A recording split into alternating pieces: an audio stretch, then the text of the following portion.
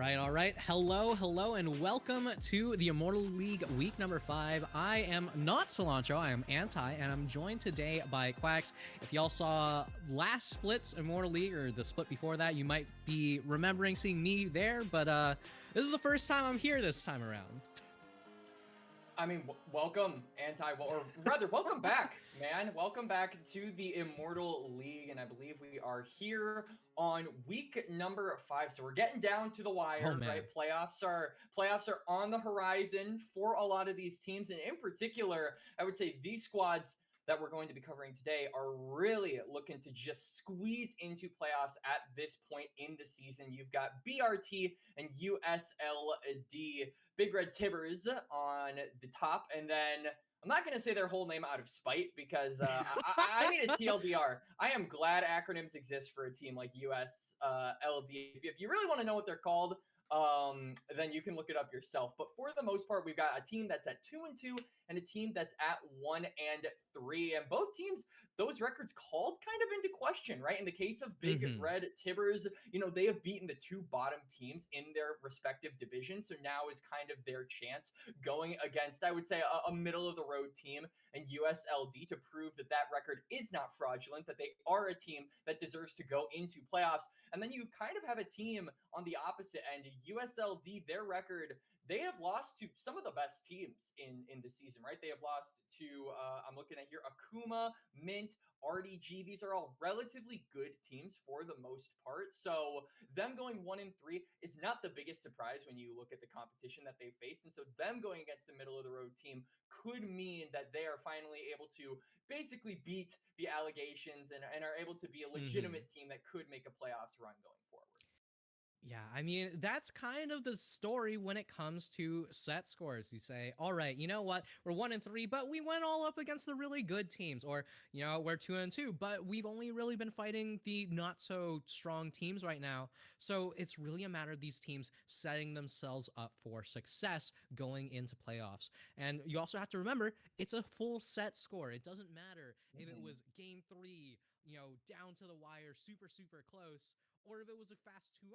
These numbers don't tell you absolutely everything. So as we get into the swing of things, we're just going to have to see which one of these teams really does have the full-on edge here. And honestly, Quacks, as I am, just kind of being thrown into the fire right away, my big question is, which one of these teams would you, off the top of your head, just give your immediate edge to?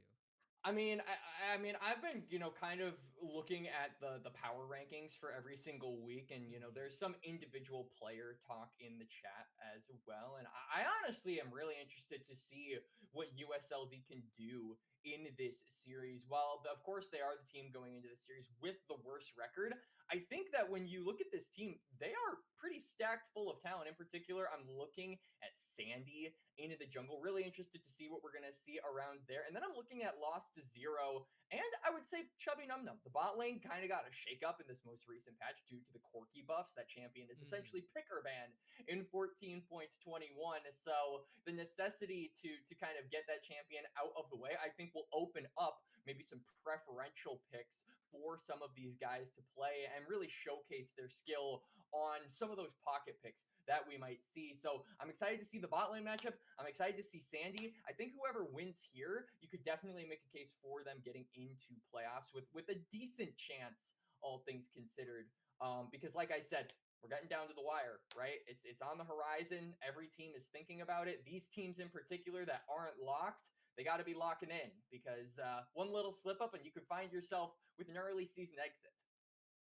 Absolutely. I mean, if you saw the last few seasons, you'd see teams like Omega Mario Kart 7 just making huge, huge plays during the regular season, but once it did come to playoffs, ended up faltering in the grand finals at the very end. So you also have to remember, right? Your score right now isn't everything. As long as you can get to playoffs, that's what really does matter. And then you can showcase what your team can really do. So right now is the time to experiment, is the time to figure out what your team's strong with, is what I would say if we weren't already in week 5, because I think at this point, this is when you want to start locking in. This is when you start playing for the actual set scores and say, all right, you know what? We kind of dug ourselves into a hole a little bit early. Yep. We just need to get right on point with things and make sure that we can at least get to the playoffs and possibly, hopefully, not up against the hardest teams at the very beginning. But remember, if Yep. your goal is to win the entire tournament, it doesn't really matter what your seed is going into playoffs, right? Because at the Yeah. very end, Yeah. you're eventually going to have to fight everyone. Yep, you're definitely going to have to pick up your sword against a stronger opponent at some given times. It might not be this week. It might not be, within the rest of the regular season. It might not even be the first round of playoffs. But eventually, you're going to have to go against your Mints, your Akumas. You're going to have to go against the Giants of the Immortal League. And I think matches like this, where you're sort of having the opportunity to scale up, warm up, find out what works, experiment, like you said, Anti, those are the matches that are really important, not only to get, down what works, but you've got to win those matchups first, right? Oh, Because yeah. if you're not winning these matchups, you're never going to be able to go against the stronger opponents. You're never going to be able to prove that you are better than the top players in the Immortal League if you can't at least beat what I would consider a middle of the road team. I'm looking across the board, and I would definitely think that these teams, at least from a standings perspective, consider themselves middle of the road. So, and of course, they're looking to change that. But you've got to make sure that securing this win is the first step in proving people wrong in labeling you as that. So I'm looking to see some dominant play overall. I want to see the teams, most importantly, take risks, right? I feel like there is definitely a lot of risk taker teams, curiously enough, in the Immortal League. Some teams that just go absolutely buck wild with some picks, things like we've seen in the past with like Gwen Jungle have come up and they have paid off significantly. I think we have an opportunity to really see some interesting stuff in the draft whenever that gets thrown on up. But I'm really excited to overall see what these teams are made of, because it's a very important week and it's a very important series for both of these squads. I cannot reiterate that enough.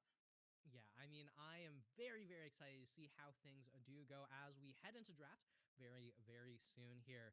But also, Quacks, I love the really interesting picks, right? Like you said, Gwen Jungle, really cool pick. We've seen these picks that obviously have a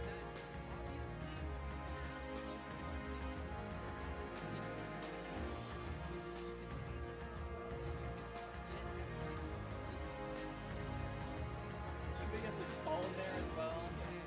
You can absolutely make yourself a very, very strong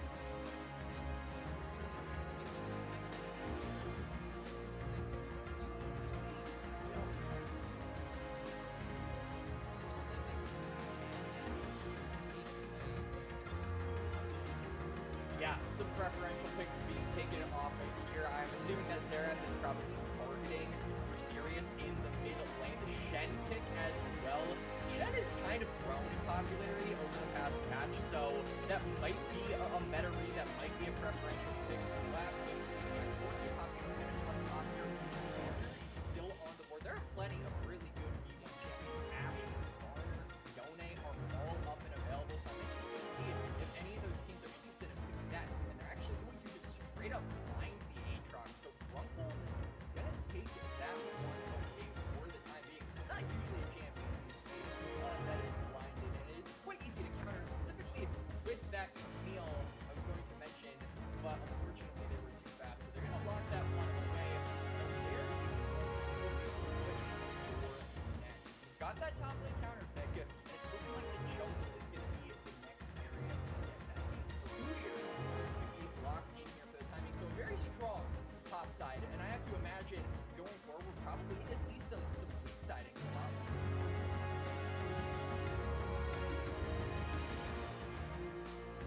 Are they in? Yeah.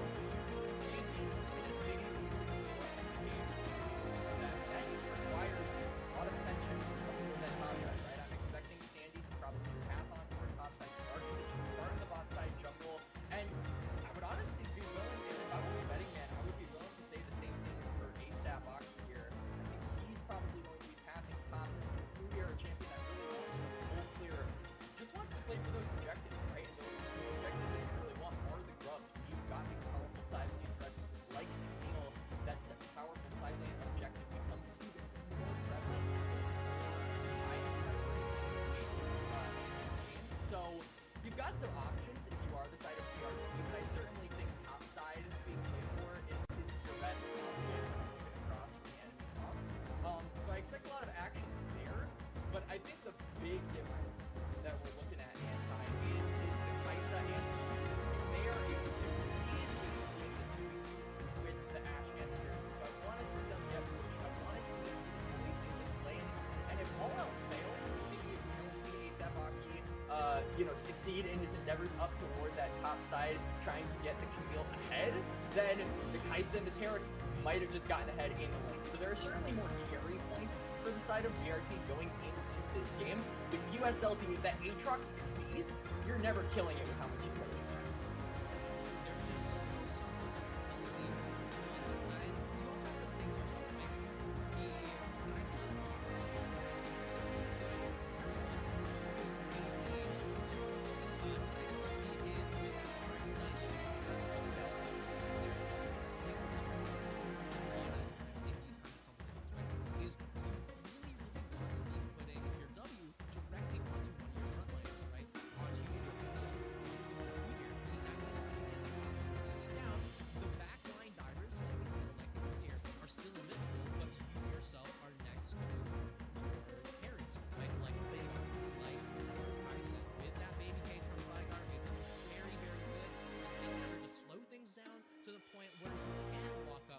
fully invincible here. So BRT, I think, have a very solid position if they do opt for full-on fighting. But I gotta say, in the end, we're just gonna have to see how things do work out on the Rented side. Absolutely, and I think another kind of big difference when we're looking at these comps, USLD in particular, this is a full-on snowball comp, right? But it completely falls apart if the Aatrox falls behind. If Grunkles is not able to come out of the laning phase, with I would say at least like 1,000 gold ahead of Camille, then I find it difficult for them to actually find a way to win this game through sheer brute force, because you're going to have to deal with so many different threats. Scaling on the side of BRT is absolutely massive. You've got the Udyr, you've got the Veigar, the Kaisa. At 3 items, this team is going to melt a weakened Aatrox. So unless he's strong, he's just going to get bursted down no matter what. So, and that's only talking about the team fights. What about the side lane from the Camille? You have to send somebody to deal with her. You don't want to send the Aatrox, that's your powerful champion. You're not going to send the Ashe, it's going to get one shot. You're not going to send the Hui, it's also going to get one shot.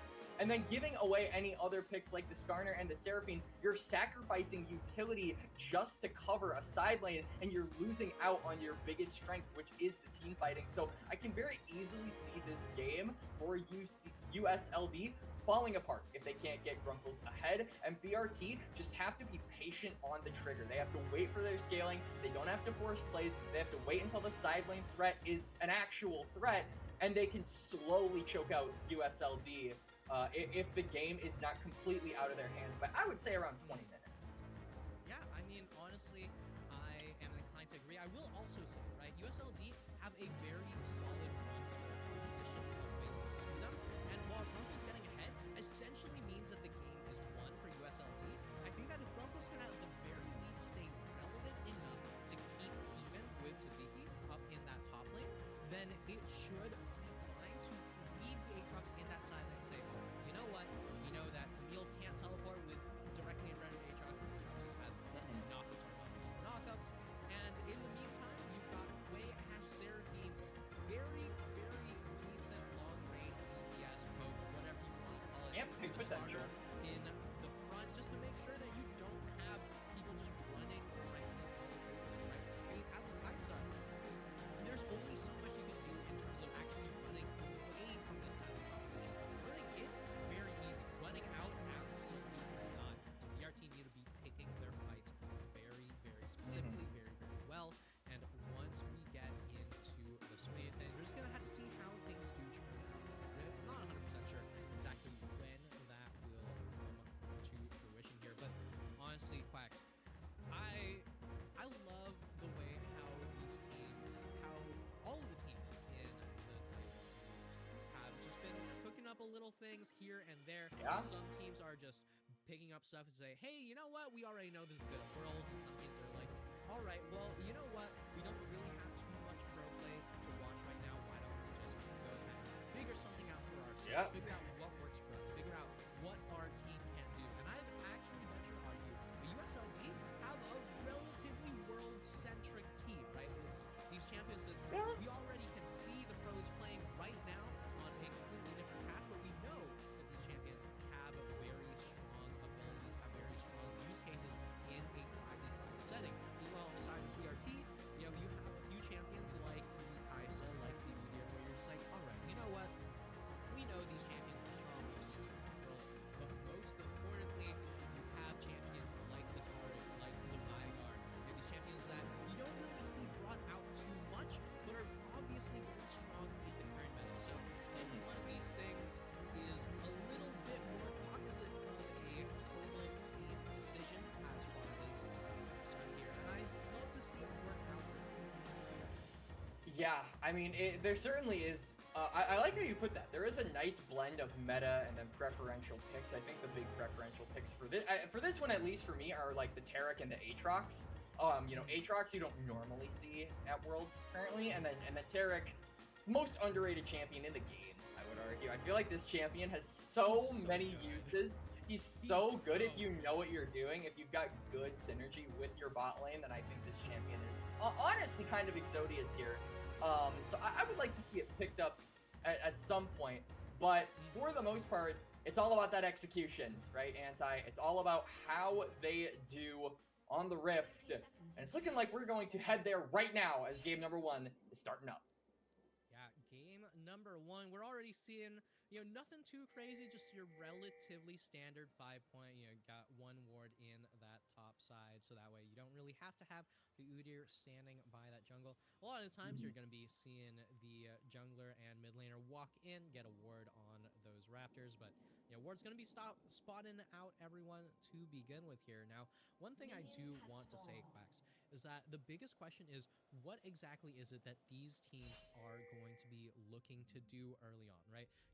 Is USLD or BRT the type to go for those crazy early skirmishes, or are these teams the type to just, say, all right, we're just going to sit here, we're going to farm up, and we're just going to get to the point where, Veigar can just one-shot the enemy AD carry, or the point where, Quay can just start, doing 200 years things. And I do think it is going to come to a point where the Veigar might just be straight up too strong for a lot of the backliners on USLD, because he's taking that summon Aerie, so the scaling with the Keystone is also there, along with just the scaling of Veigar in general. I think there is a very real possibility that if Are You Serious gets ahead, in this early game, then we could see the Veigar be a very difficult threat, especially with the lack of mobility on that bot side. It's very difficult to, minus just straight up flashing out of the cage to actually get away from a Veigar combo. Luckily, though, Lazaro does have the cleanse, and later down the line will have the healing from the Seraphine to keep them alive. So there are certainly ways to survive a Veigar combo, but you don't want to get to that point, right? You straight up want to make sure that you are shutting down the Veigar as soon as possible. So again, looking at Sandy to be around that top side, that Skarner, to drop camps if necessary, and influence that side of the also to note, right, is that the Udyr is pathing towards that top side. We're already getting quite a bit of trading on that top side. You were saying earlier, Quacks, that Grunkles needs to be getting ahead, and Grunkles is already struggling into that. We're not 100% sure which one of them was. Oh, never mind. Flash forward from Maelstrom. Already going to be able to get one little bit of a trade off, but in the end, it's Lost Zero who manages to come out on top. Even more of these autos again and again, walking forward, and this is the trade that just never seems to end. Just arrows pelting this Taric and Kaisa over and over again. And while usually this would be what I call a matter of 2v2 difference, I honestly think that USLD are taking two separate 1v1s on this bot lane, and both of these teams are winning, both of the bot laners for USLD are winning out. For sure. I mean, USLD are just utilizing the poke that their comp has and absolutely taking, Chubby Num Num to town with it, along with Maelstrom, as Grunkles is forced to flash. Good positioning there by the side of ASAP Aki. Now, he wants to go for the crab, but I'm pretty sure Sandy is going to take that one away before he can do anything, as Kaisa, again, taken low, just not able to really keep up with the amount of poke that this bot lane provides, and Udyr also not going to be able to keep up with that crab take. So this is definitely a feels bad moment for a champion like Udyr, who wants to get that crab, who wants to recall with that 28 CS. Yeah, but look at Sandy, and all of a sudden, ASAP Aki and Tzatziki going on in. The starter in a lot of trouble here, flashes out, but not gonna be able to survive. First blood going down. The Aatrox could be in even more trouble. Grunkle's not going to be too happy about that one. And Quacks, this is the nightmare scenario for USLD that we were talking about earlier in the game. Absolutely, and now the wave is in such a difficult spot for Grunkles because he's gonna have to force himself to TP back to the lane. Or no, actually the wave has crashed, so he won't have to TP back to the lane, but it is going to give Tzatziki time to catch some of that experience along with the gold he got from the kill. Are you serious? Taken very, very low. Has to be, careful of a lone bolt from this Hui just striking him down, but the mana gonna be enough to the point where he's just gonna be able to reset TP back to lane. And so far, despite some action going the way of USLD on that bot side, kind of forcing out the Kai'Sa and the Taric in the lane, it is going to be the top side ultimately for BRT that is winning out the lane that, like we said so many times in draft, had to be the one getting ahead. Yeah, in the meantime, we're seeing bot lane still going the way of USLD. I mean, we said right at the very beginning, Quacks, when I asked you what we need to be looking at here, and never mind, look at this bot lane. Maelstrom going on in with a stun, not really going to be able to get so much out of that, except losing the entire health bar. Lost 0, walking forward, pelting down with everything. The flash forward into the suppress on the wall, and all of a sudden, USLD's bot lane paying out dividends.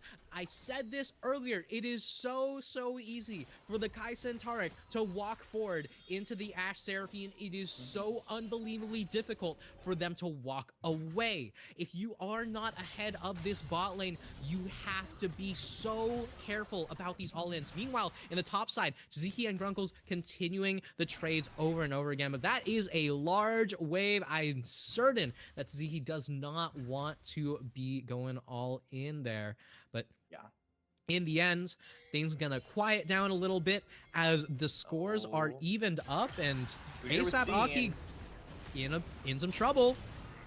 Yeah, all right. He wanted to take the camps, but he might pay for it with his life.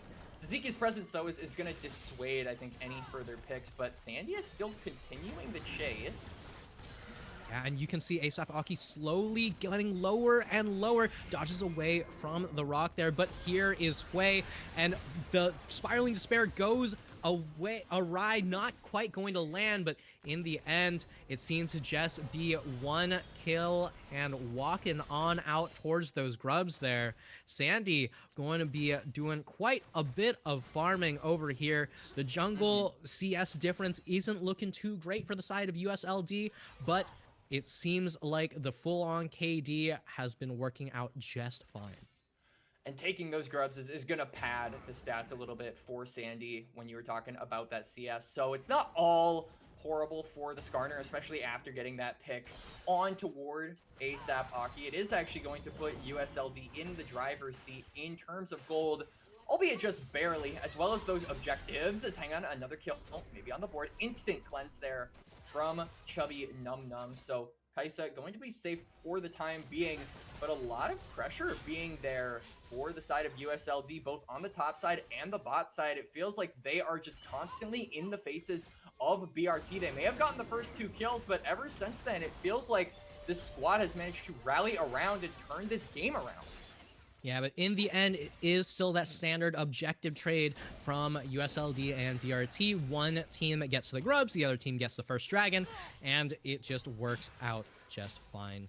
But right now, it's a question of which of these teams is going to continue to snowball this into a full-on advantage, right? We're seeing no tower plates go down just yet on either side, despite USLD's bot lane having so much dominance here. In the meantime, Udyr just going to continue to farm out the jungle, just farming up to get as much of a gold lead as possible onto the Skarner, but Sandy is already level 6. Sandy has already managed to get quite a bit done in these fights here. As we just take a look across the entire map, nothing too crazy going on just yet. Nothing quite going to spawn anytime soon. So it's just a matter of who wins out in their solos, right? And there's that first plate going down here. Grunkles not taking so much damage on the trade, but 125 gold and a back seems to be the play.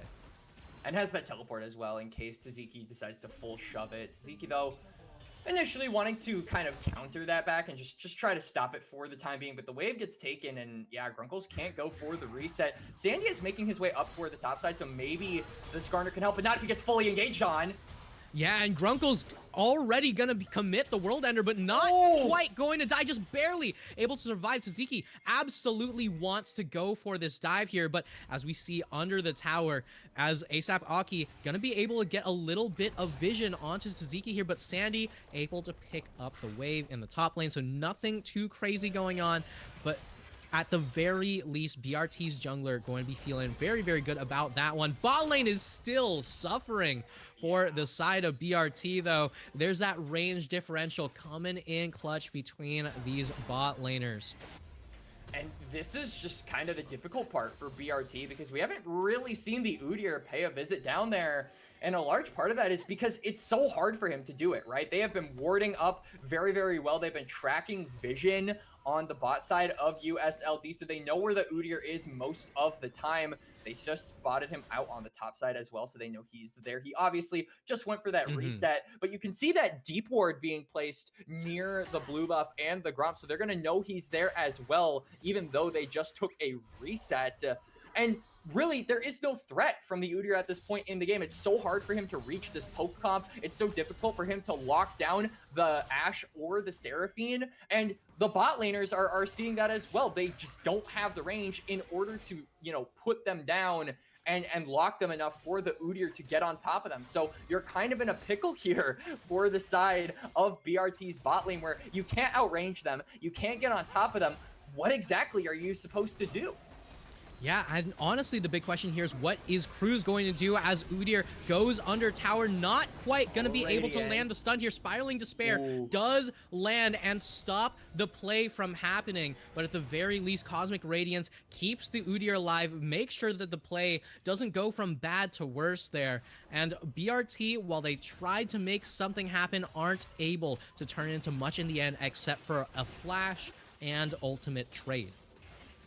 A little bit of an overzealous dive. I mean, the wave clear from Hui just made it so difficult, but they went for it anyway. Had to commit, like you said, that ultimate, and a lot of health from the side of ASAP Aki, meaning he's not going to be able to fight for these grubs. Not only does the prio not favor him in the top lane or the mid lane, so he doesn't have the numbers, but he just doesn't have the health, and that's going to mean 6 grubs going to the side of USLD. And this time around, with the dragon not spawning, there will be no objective trade possible. So a lot of side lane threat not only just got unlocked for the side of USLD, but a lot of denial for BRT as well. We talked about the side lane importance of that Camille completely shut down now, as she might get shut down, as she's just getting collapsed on by 4. Yeah, I mean, World Ender fully committed, so is the Enchanted Crystal Arrow, and they just hand that one straight over to Lost Zero on this Ashe. 2 kills on the Ashe, but still very crucially building up towards finishing that Cold there, right? The moment that Lost Zero pops that Cold, it's going to be a very, very important power spike for the Ashe. At the very least, the Kraken Slayer is going to aid a lot in these fights, because the most important thing with Ashe, right, is getting to that attack speed breakpoint. If you hit a very specific attack speed breakpoint on Ashe, you can get to the point where you can constantly slow your opposing laner, right? Not just the opposing laner, but just the opposing team in general. So it's really just about attack speed on attack speed, not so much on the damage, but you can see the stun coming on out. Sandy might be in a little bit of trouble here, but I doubt that we're going to be seeing too much more of an all-in until CEO getting pretty in trouble here, and the lock up onto the Udyr. The Encore goes across the entire team. Sirius going to go down there, and Cruz putting out so much damage on the Hui. completely untouched there. Taziki not going to be able to stay alive any longer. And it's exactly like we were talking about, Quacks. It's so easy to walk forward into an Ashe, and it's so dang hard to walk away. And that was such a good fight for USLD. They bait in all the members of BRT into that choke point, and that's exactly where this comp wants to fight. Encore hits everybody, Impale hits everybody, Hui AoE hits everybody, and they all go down like dominoes. And the last domino to fall in this exchange is going to be that dragon. BRT just got shattered across the board in that last fight, and it's going to take a heck of a whole lot to get them back in here.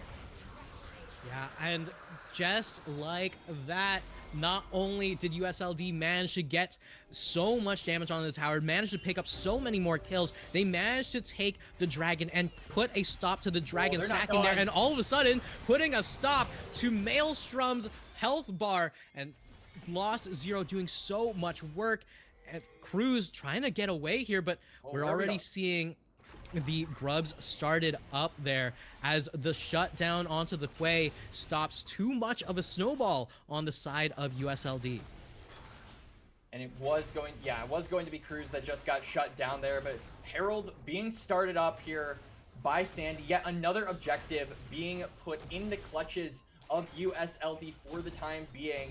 Lost Zero and the Seraphine going to be resetting, so it's going to take a little bit for this Herald to be taken, but there is no possible contest from the side of BRT. We can just now see ASAP Aki moving toward the top side of the map. He can't interfere, and with that, Grunkles is also going to take that TP, try and get that turret, and deny the side lane threat potential of this Camille. And we thought that the Aatrox was going to be the centerpiece of this draft. We thought it was really going to be the big carry, but so far it's been all Lost Zero, right? Was super dominant in the laning phase, taking advantage of the range difference that you have with Ashe plus Seraphine over Kai'Sa and Taric, and just running with it. And the fact that they didn't get any assistance from ASAP Aki on this Udyr made a bad situation worse. And if it was a bad situation turned worse by the laning phase, then that last team fight that gave a triple kill over to the Ashe, that just put you on the doomsday clock here for game number 1. Yeah, and honestly, I will say we gotta be a little bit cautious about hyping up Lost Zero though, right? Because in the end, it's not all about the Ashe. Grunkle's in a little bit of trouble here, gonna be taking so much damage in the bot side. World Ender not available, and neither is the health bar on the Aatrox here. Cruz now just barely not able to make it in time to save their top laner, just able to put one last eulogy on the board there. But in the end, with the objective bounties falling off, we're seeing that BRT's finding a way to get back into the swing of things. And not only did they get the kill onto Grunkles, but they also expended the TP from Cruz. And now we do see USLD materializing around this bot side of the map. They get that turret, they drop the Herald, they'll likely get this one as well. Remember, they have those 6 grubs. But it is going to mean with a lack of TP that Are You Serious is going to get some gold as a bit of a consolation prize, but he's going to have to immediately reset because, I mean, look at this. This is StarCraft. This is the Zerg War right here. It's going to crash into the base, and the poke is insane. Oh my god. Yeah, and Maelstrom has to flash away, just barely not quite going to be going down as Taziki, Maelstrom, and ASAP Aki just have no way to survive against this team while keeping their tower alive. Are You Serious still going to continue to farm up on the side lane? But this is not a super powerful Veigar right now, right? I mean, that's a Fimbulwinter Veigar. It's about staying alive in some of these fights. It's about, you know, trying to put out as much damage for as long as possible in these fights. It's not a matter of just popping one of these carries. And I was going to say, we got to be a little bit cautious about hyping up Lost Zero on this Ashe, you know, 6-0 on the Ashe. But on the other team, there is the Camille Taric, right? You have the ability to just absolutely zero out one person in particular, and then you put the Veigar on top of that, and you should be able to pop someone. But this Veigar only has a Fimbulwinter, still not quite able to finish that fully completed death cap. And Are You Serious? Not not quite at the point of full relevance just yet. We're seeing ASAP Aki looking to try to make something happen in this mid lane, but nothing crazy going on just yet. The dragon is soon to spawn. Dragon coming up in a little less than a minute. You can see it on the mini map, and it's just looking like the waves are being fought over in the mid lane, but that extra bit of safety from USLD with the range just means that they can clear those waves and not have a threat of getting collapsed on, whereas the other side of BRT, we didn't mention it in draft, but this is a comp that has to go in, right? It is designed to engage, but engaging is such a difficult thing. Now you're gonna get engaged on, like Maelstrom is, and he just gets burned on down. Godlike for Lost Zero, and that's just a free dragon. This game in such a difficult spot for BRT at this point. They are at such high risk of getting picked, getting caught, and they cannot pick anything because they are so low ranged, and they just get poked on down at every available opportunity. Yeah, they lack the range, they lack the wave clear, and right now, they're lacking the gold to deal with USLD's compositions here, as Sandy, the only one fighting that dragon, the only one really needed to commit over on that side, as we're seeing the Baron spawn very, very soon here. Tzatziki in the area, but not quite going to be able to do too much more than just leave, as USLD's squad just going to walk into this bot side jungle and take everything that they desire here. As we can see, ASAP Aki just trying to make something happen, but in the end, BRT's so far behind, the only real opportunity is looking at Grunkles on that Aatrox. Exactly like how you were saying earlier, Quacks, where it's like, all right, you know what? It's all about the Aatrox. Just try to make sure that the Aatrox is ahead or behind, depending on which team you are. But Grunkles, on admittedly a very strange build for the Aatrox, still going to be doing fine. Enchanted Crystal Arrow going wide, but in the end, the only thing that seems to matter in this game is how unbelievably strong Lost Zero is. For sure. I mean, he's almost at 3 items, whereas Chubby Num Num just got 2, and Tzatziki in a little bit of trouble here.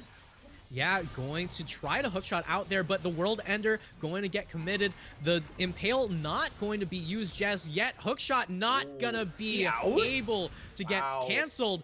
And all of a sudden, with BRT's squad coming down, there is just no way that USLD are able to punish the Camille. I mean, really well played micro there from Tzatziki. Gets out in a 1v2 situation without the flash as well, right? You have to keep in mind that this Camille does not have access to that summoner spell, so it was all, you know, maneuvering around with those hook shots, dodging out on all of those skill shots, and it is going to waste a little bit of time on the side of USLD, but for the most part, BRT aren't going to be able to really make any use of it. They don't threaten any of the lanes. You can still see Are You Serious just trying to sideline, get those stacks up, get closer and closer to that big item spike with the death cap that he's looking for, you know, death cap and beyond, rather, that he's looking for. And just a quick little gold graph of kind of how this game is going, and it's 3,000 difference in the bot lane. You look across the board and you don't really see anything too big. The next biggest is the supports, but other than that, it's pretty even across the board. Obviously, USLD's players are ahead by slight margins, but nothing really big. It's all the AD carry role, which means that in these team fights, you just got to make sure that you're protecting Lost Zero. We talked about Grunkles in the draft.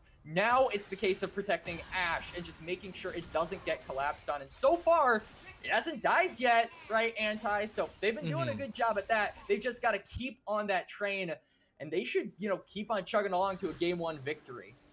Yeah, honestly, the big question here is usually it's the Cosmic Radiance that leaves these carries fully invincible, fully able to do whatever it is that they want. But in the end, it really seems that the Seraphine is actually what's keeping everyone alive here. Who cares about Cosmic Radiance on your ultimate as target if one hit of the W can not only keep your carries alive, but also buff them to a point of just playing super, super hot here. But in the meantime, Grunkles and Tzatziki just going toe-to-toe. The World Ender going to not keep Grunkles alive from that, but the teleport out from Tzatziki, and all of a sudden the Baron's gonna get started up here. BRT just turn immediately towards that Baron, and I don't know if they can really do this. It a might be a 4v5, but 3v5. Zeke's relatively low here. Sandy looking for an in. Cosmic Radiance goes down, but there's so much damage being taken from the side of BRT that I'm not sure if they can really, truly commit to this one, and they opt to not go for the coin flip. I mean, yeah, just look at the poke damage from Cruz. Look at the poke damage from Lost Zero. The tankiness of Sandy on this Skarner as well. Sure, you got 2 picks. I love the look from a BRT, but they didn't really get the vital members now, did they? They didn't get the 7-0 Ashe. They didn't get the scaling Hui. They didn't get the super tanky Skarner. They got the Aatrox that hasn't really found its identity yet in this game, as well as the Seraphine, the support of the team. So they got the pick. It was a good look, but you just don't have the resources. You don't have the safety yet to commit to an objective like that. And we saw just why that was the case. And now a dragon spawning in less than a minute. This would be sole point for USLD. And we can see BRT are trying something, but they might get punished for it. Yeah, and Sandy goes on in, but not quite going to be able to turn it into too much more. You always going to make sure that ASAP Aki does not have the opportunity to just CC immune away from the Impale. So still gonna hold on to that one. Dragon is spawning soon enough, but we're seeing that BRT are threatening the Baron flip, are saying, you know what, if you go to Dragon, we're just gonna take the Baron in its entirety. And if you look closely, Quack Sirius has finished up on that death cap, and Sandy in the baby cage, not gonna do much more though, as the Enchanted Crystal Arrow going to be able to lock up the Tark. Enchanted Cosmic Radiance not going to be able to do much more. And Grunkles in the backline not going to be going down here, as in the end, the Seraphine does go down, but Ashe is still alive. Lost Zero is still able to output more and more damage. And in the end, it is a trade of support, but with the one-man advantage, taking out that mid laner, taking out that Vigar, the squad of USLD still going to come out on top again and again and again. ASAP Aki looking to try to make something happen, but not looking to walk in 1v3 here. So BRT still constantly looking for their opportunities, but coming up short each time. I mean, BRT, respect that they keep on trying, you know, for these fights, but it just seems like every time they are completely outgunned. Still, this Ashe is rampaging through the game, now has those 3 items, complete Mortal Reminder in inventory, and we just saw it in action. It didn't result in a lot of kills, but never at any point did it feel like BRT were in control of that fight. Sure, they get the kill on to the Seraphine. Sure, Tricky Z dies, but that was really just the Vigar pressing the funny button. You didn't realistically, that isn't too hard to do. It's the rest of the team that's very, very difficult to kill. And it's a task that, honestly, as the game goes on, I find it more difficult to believe that BRT are going to be able to accomplish it, as now Taziki goes in for the engage, but Sandy is on the is kind of waiting in the fog. In the end, though, it's not going to result in anything too crazy. Yeah, the hook shot doesn't go for the commitment. And it's just that slow choke, that slow burn we were talking about in the draft phase, Anti, where it's not going to come out with it's not going to be a bang that ends the game. It's going to be a bit of a whimper that lasts for a little bit. And it feels like, you know, with 3,000 gold, 2 dragon advantage, 6 grubs in the inventory of USLD, that whimper is starting to come out. Yeah, but right now, Taziki making Grunkle's whimper a little bit under this tower here. Hextech Ultimatum going to be committed. And in the end, the shutdown for Grunkles as a 2v1, if you count that tower, is just not quite the play that you want to be taken there. But now USLD took that one win, and they're looking to turn it into a full-on game win, starting up the Baron here. The stun directly onto Cruz, and all of a sudden ASAP Aki forced to flash out. No flash available for the Udyr, so more importantly, no possibility of a steal on that Baron. And the Baron fight starting up soon enough. Baby Cage not going to be able to lock anyone up Ooh. as ASAP Aki directly on the front line, but Lost Zero still able to hit again and again. Encore going to be able to stop people in the middle of that Cosmic Radiance, but the Ashe is getting lower and lower and lower. And in the end, Sandy forced a flash out. Maelstrom and Chubby, the only two surviving members until Taziki teleports on in here. Sandy might be in a little bit of trouble. No Hextech ultimatum available though. And with the Skarner taken off the table, so does the threat of the Baron. And such a big fight win there for BRT. Sure, they only get 2, but they deny the Baron. And it really feels like USLD were too slow on the trigger. They burn the flash from the Udyr. They get the pick on the Udyr as well. That should mean they immediately pivot on over to Baron, but they waited too long after the flash was committed. They got punished for it. There was enough time for Taziki to TP back into the fight and finish the job. He did. They closed the gold lead a little bit with that fight win, but it is still a game that is in control of USLD, and we're seeing now the scaling start to come through for BRT. This has to worry USLD just a little bit. They want to make these plays. They want to commit to these objectives, but the damage is starting to come through. The real scaling of this comp with the Vigar and the Kaisa is starting to pack a punch. So they've got to be mindful of that going forward. Yeah, they have to be mindful. They have to keep everything under control here. But right now, ASAP, Aki, and Co. looking for a full-on fight for this blue buff. It does go over to the side of BRT, but in the end, all of the gold of USLD not seeming to turn into too much more there. Sandy also not going to be able to pick up the wolves, but Maelstrom a little bit too far forward, and the Enchanted Crystal Arrow goes crazy. Encore and the Impale stacking up, making sure that nobody has a chance to play the game there. And 1, 2, 3 players go down on the side of BRT. Sandy stays alive, and the flash forward from Grunkles means that Chubby has no chance of getting out without burning the flash of their own here. And in the end, the Aatrox versus the Kaisa just continuing to chase, continuing to make sure that there's no chance of the Kaisa just joining the rest of the team, as in that mid lane, the rest of the USLD squad are going to be able to take down the towers, take down the inhibitor, and there it is. Not much more than that, but it was almost a game-ending opportunity.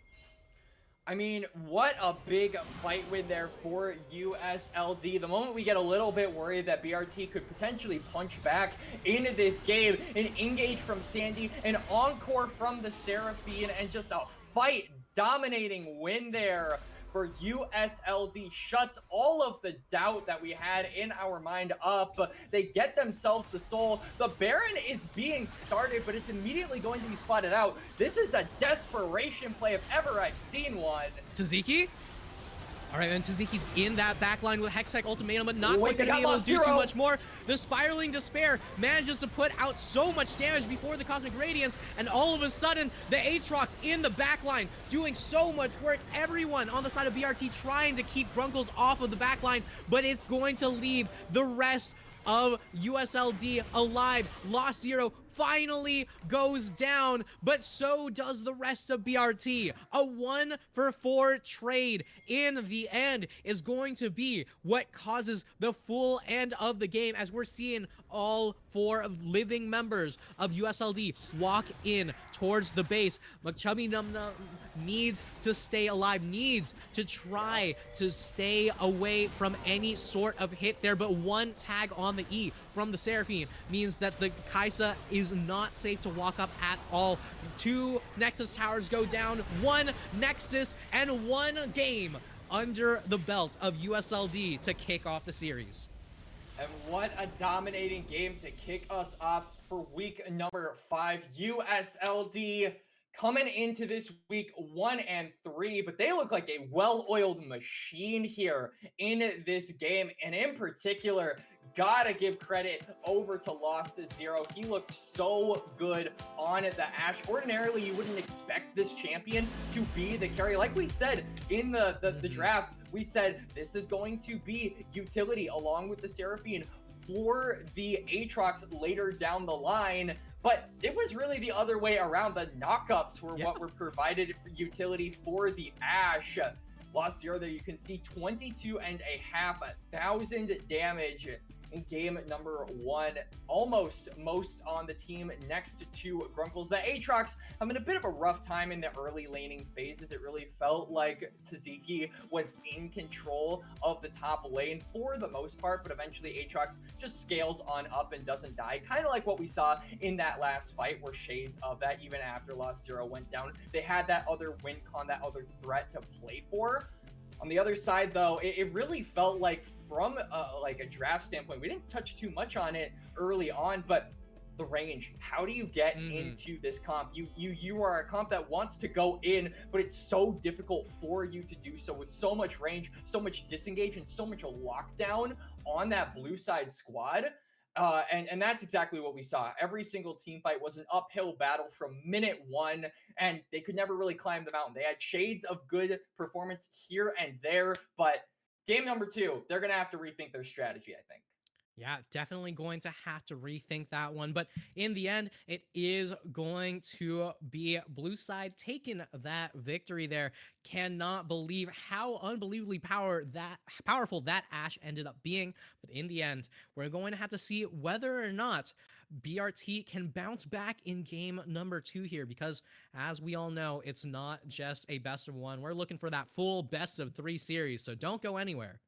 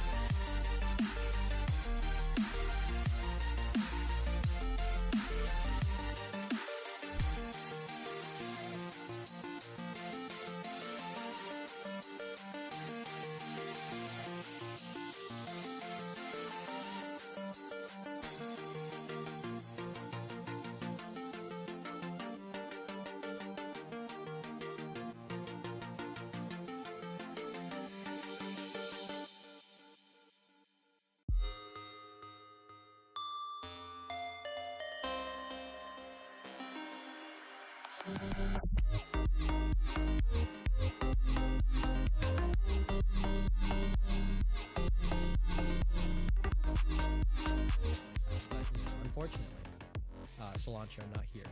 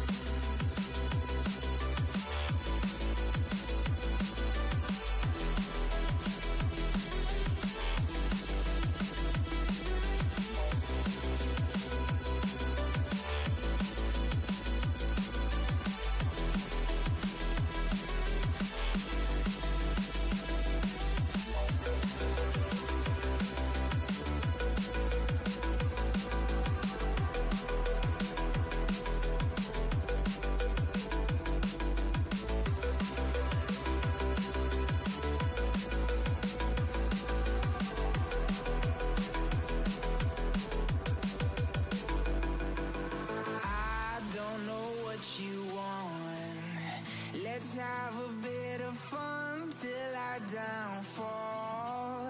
My love, if you feel like I do right now, don't say you're on the run to the other side. My love, you say you wanna try, but you never do. Sugar, there's a reason why we lose.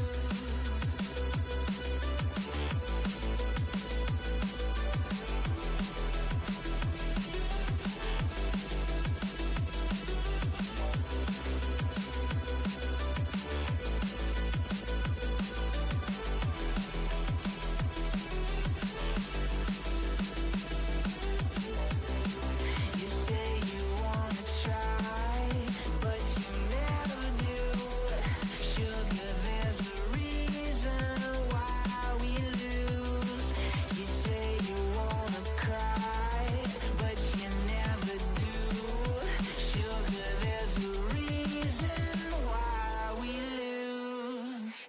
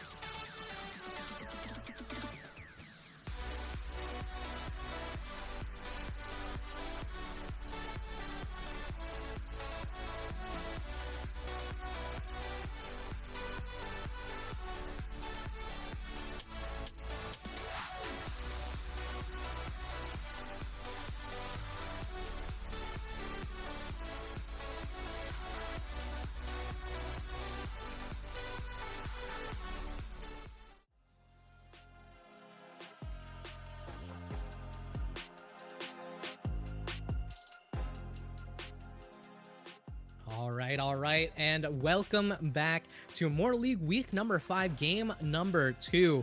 And all I gotta say, right, that was an electrifying game number 1 and a ridiculous amount of strength coming in from the bot side for USLD. Lost Zero and Tricky's just going absolutely crazy with that Ashe Seraphine combo. So much strength in terms of that range differential on that bot lane. Usually I would be saying, all right, yeah, Taric and Kaisa, love these two champions, two of my favorite champions in the game, but together they're very strong into low range AD carries, right? If it's into something like, let's say, I don't know, a a Lucian or something like fighting into a Nautilus, right? That's when you're going to be having a good time, right? Taric is phenomenal into those melee champions, right? But if you're not dealing with something like Samira Nautilus, if you're in fact dealing with Ashe Seraphine, it's pretty much just going to be suffering on suffering on suffering. And in the end, that is what it turned out to be for the side of BRT. And now BRT has to find a way how to bounce back after Mr. Chubby Num Num and Maelstrom have just been suffering the entirety of game number 1. And yes, Lost Zero did end up going down a single time at the end of the game, but instead of those, crazy solo queue games where the AD carry who was super fed dies once and instantly loses, USLD just managing to always show us something new and show that, hey, you can actually pull out a secret forbidden strat where the AD carry dies and all of a sudden you win, right? But in the end, it is going to be BRT versus USLD duking it out once again on the same sides. No side swap changes for either teams, and it's just going to be fight after fight after fight is what I'm hoping for. We're going to have to see whether or not things do change once the draft rolls around here, but in the meantime, Quack is taking care of some personal things, so you just got me. Hello. as we're going to be getting underway here. And I gotta say, right, if we take a quick look at last game's draft, right, we had Tzatziki versus Grunkles on that top side, right, the Aatrox versus the Camille, just constantly duking it out toe to toe again and again and again. And in the end, while Grunkles did manage to swing back around into the realm of absolute power for the team fights, the 1v1 was still relatively rough, right? So much of it was Sandy standing in the wings, just trying to make sure that the Aatrox wasn't going to get completely and utterly blown up. And the one time that Tzatziki steps forward a little bit too far, Grunkles manages to win out in the tower dance, right? It wasn't just a matter of, oh yeah, I'm just winning the fight overall here. So now I'm thinking that BRT have their win condition to play around. They understand that their top laner can still drag the enemy top laner out of these team fights, out into that side lane, trying to make sure to stay available as much as possible. But in the end, if it doesn't work out because their bot lane is just getting completely demolished, you need to draft a more stable bot lane. You need to draft something that puts them in a position that they have the opportunity to really stay available, stay focused, stay in a position that they actually can play the game, right? You don't want to be dealing with one of the bigger, auto attack range discrepancies in the game when you have a support who's not really going to be able to give you too much of that pressure into them, right? The only time that we saw Maelstrom get an in onto Lost Zero and Trickies, it was with that flash, right? With that, that full on slow from those stuns there. But in the end, we're going to have to see whether or not they do opt to bring that Taric back. I would love to see it, but just please pick it into a melee support. Do not do it into Ashe Seraphine. But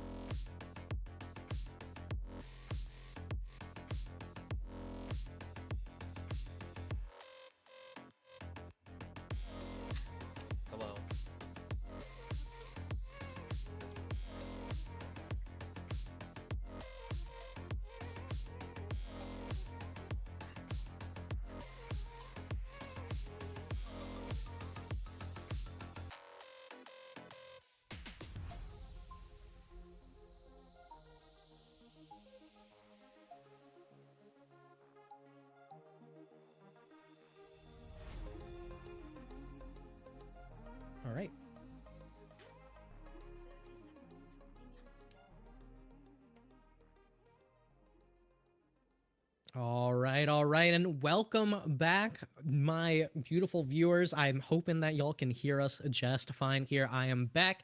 I'm Anti, and I'm joined once again by the wonderful Quacks as we get into the swing of things. And as I was mentioning during the draft, right, there's a lot of interesting counter picks here and there. I was expecting to see a Rel paired with the Ziggs. It's almost always going to be the Ziggs paired with someone who can just lock down the enemy team, try to make sure that the abilities actually do get a chance to land here. But in the end, it is the Janna. You know, they see the Zed, they see the Leona, they say, all right, who else to pick but the Queen of Disengage? But Quacks, now that you're getting a chance to see these drafts as a whole, all of a sudden, my big question to you is, who do you give the full-on edge to? I really like the draft from USLD. I think the only thing that I dislike is honestly that Janna pick. I do, like you said, think a Rel probably would have functioned better, especially when you are going against champions like Zed, who specifically, exclusively want to target that backline. Having any kind of crowd control that Rel has could be really useful for, Zed having to get out of that CC instead of using those mobility spells to try and, get out of potentially getting a pick. He would have to try and use them to get out of danger. But other than that, I love the scaling, right? Not only do you have the scaling from the Corki and the Ornn later down the line, but you also have got that Jarvan who is able to trap them all in a lot of those AoE spells drafted by USLD. On the other side, though, I think BRT's draft, definitely not without its merits, right? I am really interested to actually see where this ZX factor comes into play. If it can get ahead in the early game, very dangerous game for the side of USLD to play. They have a lot of squishy champions. They can get bursted down very easily. When you've got a champion like Gragas on your team as well, that means being able to split up a team makes them easier to single out, and Zed is going to be loving that later down the line. So I'm really looking at the mid jungle of BRT to be the big kind of success story that can take us to a game 3. But USLD, very similar to what we saw in game number 1, right? Full on team fight, 5v5, play for scaling, play for front to back, play for picks. It's the same exact style we saw in game number 1. It's just a different flavor. Yeah, honestly, I'm inclined to agree here, but I also got to give a little bit of a shout out to that Zed, right? Are You Serious going to be picking up this Zed here? And I will say, right, Zed as a champion, not a pick that we're used to seeing in a competitive 5v5 environment. And it's not because Zed doesn't have the ability to pop carries, right? Once Zed can get 3 items, this champion might as well be a god when it comes to just taking one particular squishy champion and say, you don't get to play the game, right? You know, you're just gone. You know, he's in, he's out. He not only manages to pop that champion, he managed to get out safely and continue to put out lots of AoE damage. The problem is getting to those 3 items is so unbelievably difficult on a competitive level, right? We are going to be able to get past that quick pause here, but you know, those deep wards coming in for the jungle, as at the very least, right, there is that Corki that you were talking up in that first game. It's just going to get that quick, you know, pause buffer bug as we get the full on spectator delay fixed up here. As there we go, we're just gonna get right back into the swing of things. But here's that Corki that you were talking about, Quacks, right? That Corki that we were saying is essentially pick ban on this patch, and it was absolutely prioritized by the side of USLD.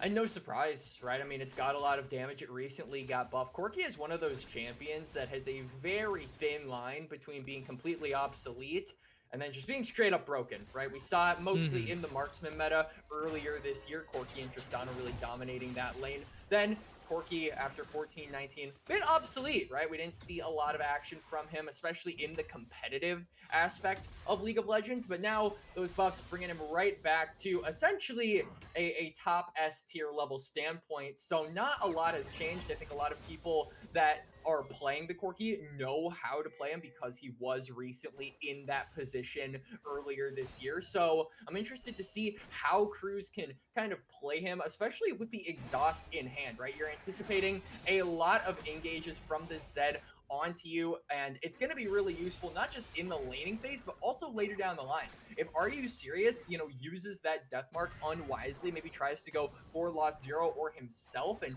he doesn't necessarily have the damage to back it up, he gets exhausted, then you waste your whole combo and might just be a lamb for the slaughter as soon as you go back to your shadow. So there is certainly a game of chicken to be played with this mid lane matchup, but experience on both ends, I would imagine, for these champions, which just makes it that much more exciting.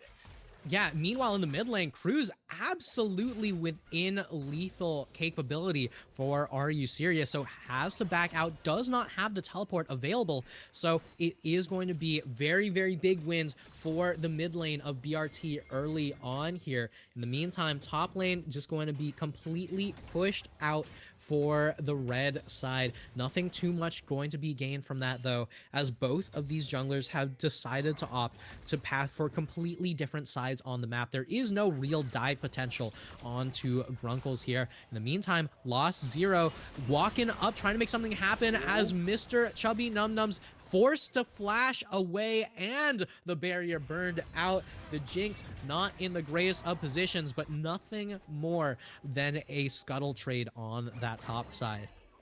And I mean, we haven't had a lot of time to talk about the BRT draft. Really, the only thing we've touched on is Are You Serious on that Zed. But this Jinx is the bread and butter of this comp. Without that champion being ahead, it is going to be a very difficult game, I would imagine, Maelstrom? for BRT to play. So burning both of those sums is a huge deal for the side of USLD. It means Sandy can revisit that lane after resetting, full clearing that jungle, and trying to make a play in the bot lane. We can see now Lost Zero is going for the reset, meaning the wave will bounce back, and another opportunity will open up for the Jarvan. So it's going to be up to Mr. Chubby Num Num and Maelstrom to just play it safe, mind the fact that they don't have those summoners, and wait to get aggressive until they have a big opportunity where they know Sandy isn't around the area, or where they know ASAP Aki can actually fight with them. Yeah, meanwhile in the top lane, it's just going to be one of my favorite parts of competitive play, also known as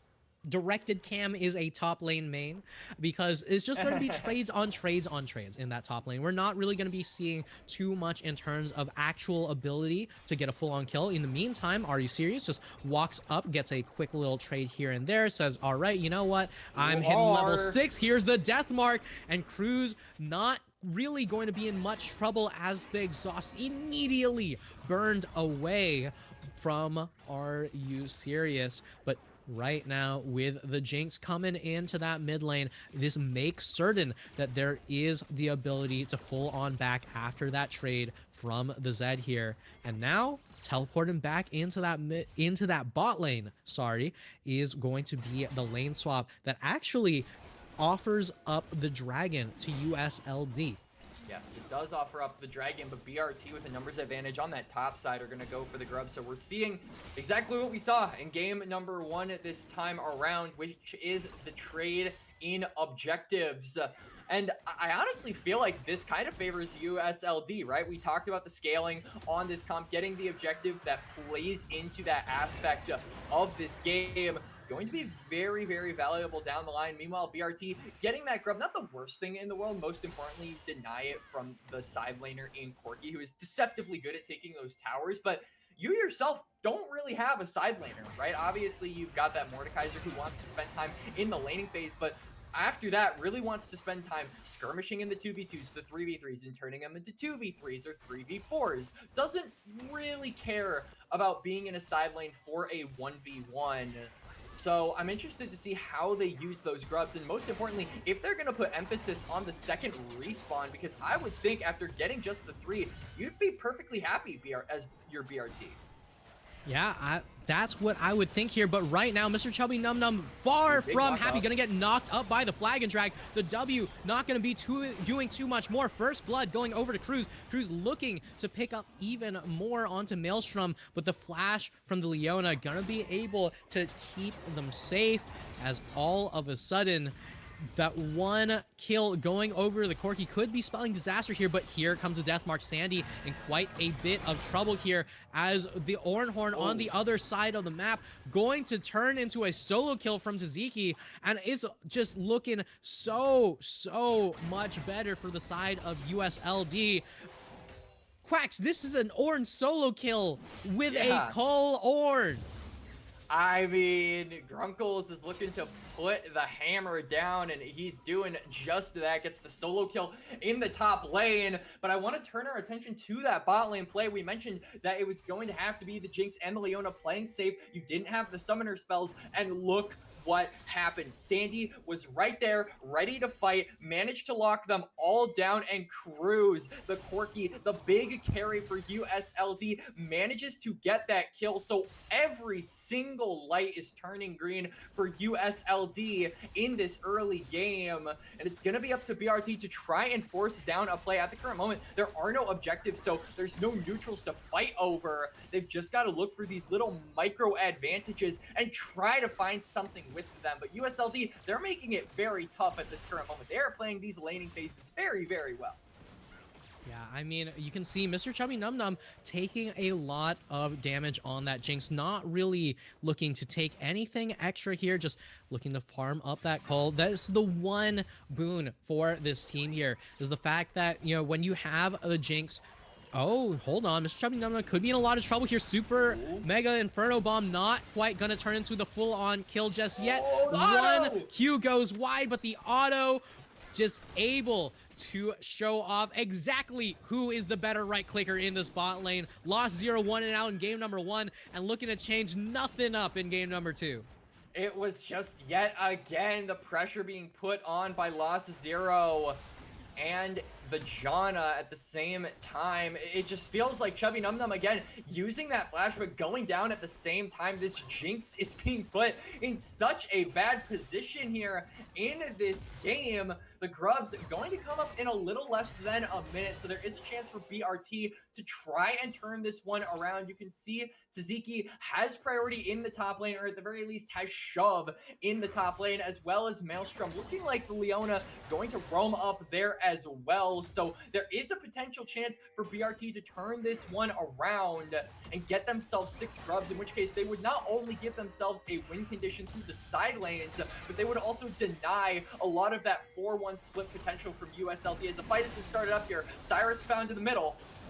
Yeah, and are you serious? Going to be able to get out utilizing that Deathmark. Maelstrom right in the middle of the thick of things. Sandy right now not going to be taking too much more damage, but in the end, it looked really scary from everyone around.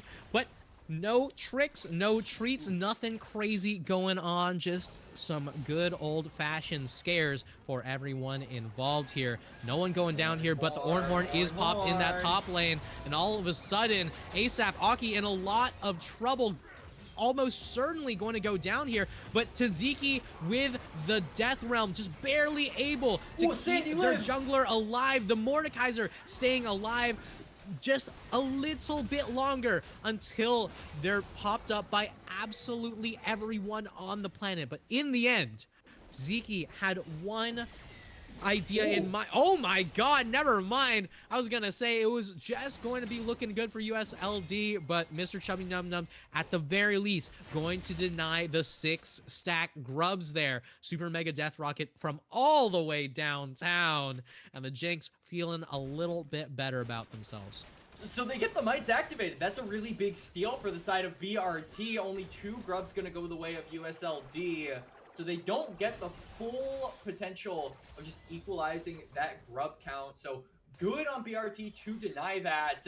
But with the Dragon up, the resets coming through, I wonder now if BRT are just going to go straight for the Dragon. They've got the priority in the bot lane. They've got better timers on the resets as well. Lost Zero just completing his on the Ziggs. Doesn't have that TP, which means a free objective for the side of BRT. And no one really here to stop them. So they're getting away with heists. They're getting away with neutrals. They just don't have the kills to back them up. That's the one thing they need. They just have to wait for item spikes to be their go button for the time being. If they can continue to control the neutral objective count, then they should be setting themselves up really well in the next 10 minutes where they can actually start to look for some of these 5v5s.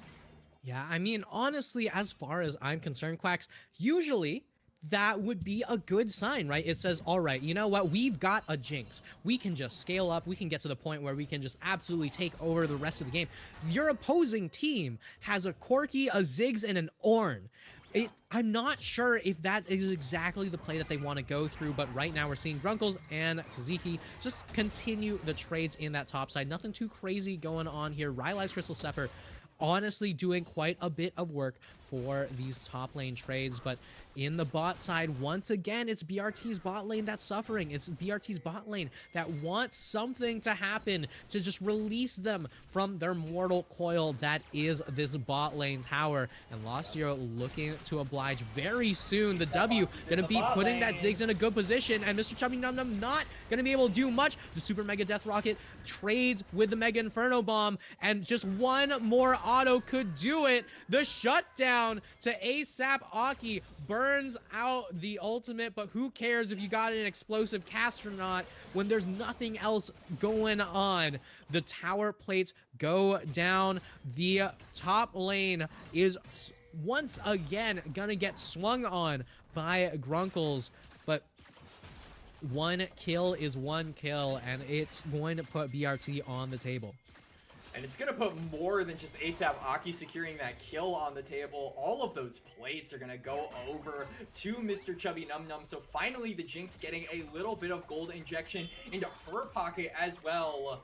As you know, you can see Cruz and Sandy and all of the members of USLD looking to get a pick, but they are just too late to find the Jinx. She escapes like she did in Arcane yet again. I know I'm not the only one that's excited for Season 2, but it is a big amount of gold going the way of BRT. Again, they don't necessarily look for a big fight. They get themselves a pick, and they take every possible advantage they can with just that small advantage being gained. Yeah, and in the end, it's all about taking as much as you possibly can. It's 4-1 as far as the scoreboard is concerned, but is about 500 gold as the difference. It's honestly a very, very small amount in comparison here. Now, the culls are about to pop for both the top lane of USLD and the bot lane of BRT. So right now, the big question is, who is going to be on that all-important first item power spike when this dragon comes up once again? Blue team going to be able to take that tower down, and the full-on engage onto Mr. Chubby Num Nums. Not quite going to work out. Sandy burned the flash, and a flash in response there. Jinx going to be able to take it. Cruz flashes in, tries to make something more happen, and all of a sudden it's USLD far outpacing themselves, just going way too far forward, hoping that something works out in the end, and not even the Queen of Disengage is going to be able to get you out of this one. Taziki with a timely roam over to the bot lane, works on out. ASAP Aki still going to be able to do even more onto the Ziggs, but most importantly, Mr. Chubby Num Num stays alive for quite a long time, and they're looking for a full-on dive opportunity. The flash forward from Maelstrom going to make certain that it does happen, and the execute also to make it clean as hell. BRT took one overextension and took every little bit of it and put that into their pockets as gold on gold on gold. Big fight win there for BRT. They finally find their footing, and it's off the back of ASAP Aki. This Gragas 2-0 and 2-6 stacks on the Dark Seal. Definitely the most fed member of BRT going into this next dragon fight. You do have to pay attention to the vision here. USLD, despite them losing ground here in this game, despite them losing that mid turret and that bot turret as well, they still have vision. They're still able to track ASAP Aki on that Gromp, so they should be able to make moves here in this fight. They've also got Grunkles with his TP, so TP advantage here for USLD. Taziki does not have the ability to join up in that fight, so there is a 4v5 potentially on the horizon, and this is a big moment where USLD can try to turn the fight around. Here comes and here comes the Ornhorn, and Maelstrom gonna get locked up, gonna get completely obliterated in the middle of the enemy team. That Aftershock not going to be able to save you. Cruz picking up that one on the Corki, and this dragon will surely go down. The teleport from Lost Zero to try to make sure that there is not even a cross-map play in the end there. Taziki just watches as the entire wave gets disintegrated by that explosive Yordle, and in the end, it just turns into one support for the entire dragon. So a big worth the trade there for USLD. Not only do they get the dragon and the kill, but like you said earlier, they deny that top lane turret from BRT. They deny that golden inventory to try and at least get a bit of consolation for losing that objective and one of their teammates. They are going to go for the Herald here, but the Hex Gate's going to mean that so many members of USLD can join on up in this area, try to fight for this neutral, and it's looking like there won't even be a fight. It's just looking like Sandy wants a blood, and he's willing to go into thin, or he's willing to go into deep waters for it as a shutdown. Yeah, and the Mega Inferno Bomb already committed here. Maelstrom getting lower and lower, but you only need one reset. Mr. Chubby Num Num's able to auto again and again and again. Grunkle's not going to be going down anytime soon, but Taziki, with so much AP from picking up that Ziggs, is going to be able to gift their mid laner a double kill. And Quacks, I mentioned this earlier, Zed, phenomenal champion once he can get the ball rolling. And are you serious now with 2 kills, getting ever so closer to that 3-item Zed power spike? The moment that we have 3 full items on that Zed, it can be absolutely disastrous for the side of USLD. Their only real disengaged champion is going to be that Janna, but I don't think the Queen of Disengage has enough authority to stop a Zed, to stop a Ninja, to stop an absolutely fed and massive Are You Serious, who's getting closer and closer to that 3-item power spike. We're currently at 1.5. You've heard of the Kassadin level 16 win condition. Wait until you see that level 16 Zed jumping directly onto your backline with no possible way of locking them up. It is going to be really, really difficult for USLD to respond to that threat. I mean, they've got the CC to lock Zed up, but Zed has the mobility, and it seems like Are You Serious has the hands to utilize that mobility to just avoid all of it. That last team fight, it felt like USLD had the ability to really win on out. They had the numbers advantage. They got a good Ornn Horn, but I have to think the big thing that made the difference was unironically the big Death Realm from Taziki separating the Ornn, meaning that USLD did not have a frontline. They did not have a tank. This Jarvan is not a frontliner at this current moment in the game. Having that one item and being far behind ASAP Aki at this point in the game, 2 levels behind the Gragas, means that you are entirely reliant on that Ornn to be your meat shield. And if it gets taken out of the fight, then you have nothing. And now the Ornn going to have nothing very quickly, as it's just going to be a free top lane turret, and BRT continuing to chip away at this map. Yeah, and all of a sudden ASAP Aki gonna be put into a lot of trouble. Commits the explosive cast, the flash forward onto Chubby Num Nums, and all of a sudden Jinx not going to be able to get taken down just yet until the ultimate cataclysm comes on in from Sandy. Taziki in the middle of the enemy team, gonna get shut down by the Ornn, and is just flag on drag on flag on drag on team fight on team fight. And this time around, BRT finally not gonna be the ones coming out on top. The stun to make sure that Cruz doesn't have the ability to continue that fight there. ASAP Aki forced to back, but don't forget this is a Hex Tech rift. There's still the possibility of a steal coming on in here, and with the full vision granted by Maelstrom, we're gonna see whether or not ASAP Aki has it in them to go for it. Full on vision. Cruz now jumps onto that backline, jumps onto that jungler, but how much denial are you gonna be able to get? Yeah, and there goes Cruz. The Baron is still alive here, and Sandy opts to hop out of the rift here. The Zed on a killing spree, and the Baron is still getting DPS down, but it is going to be BRT picking it up, and it is disastrous for the side of USLD.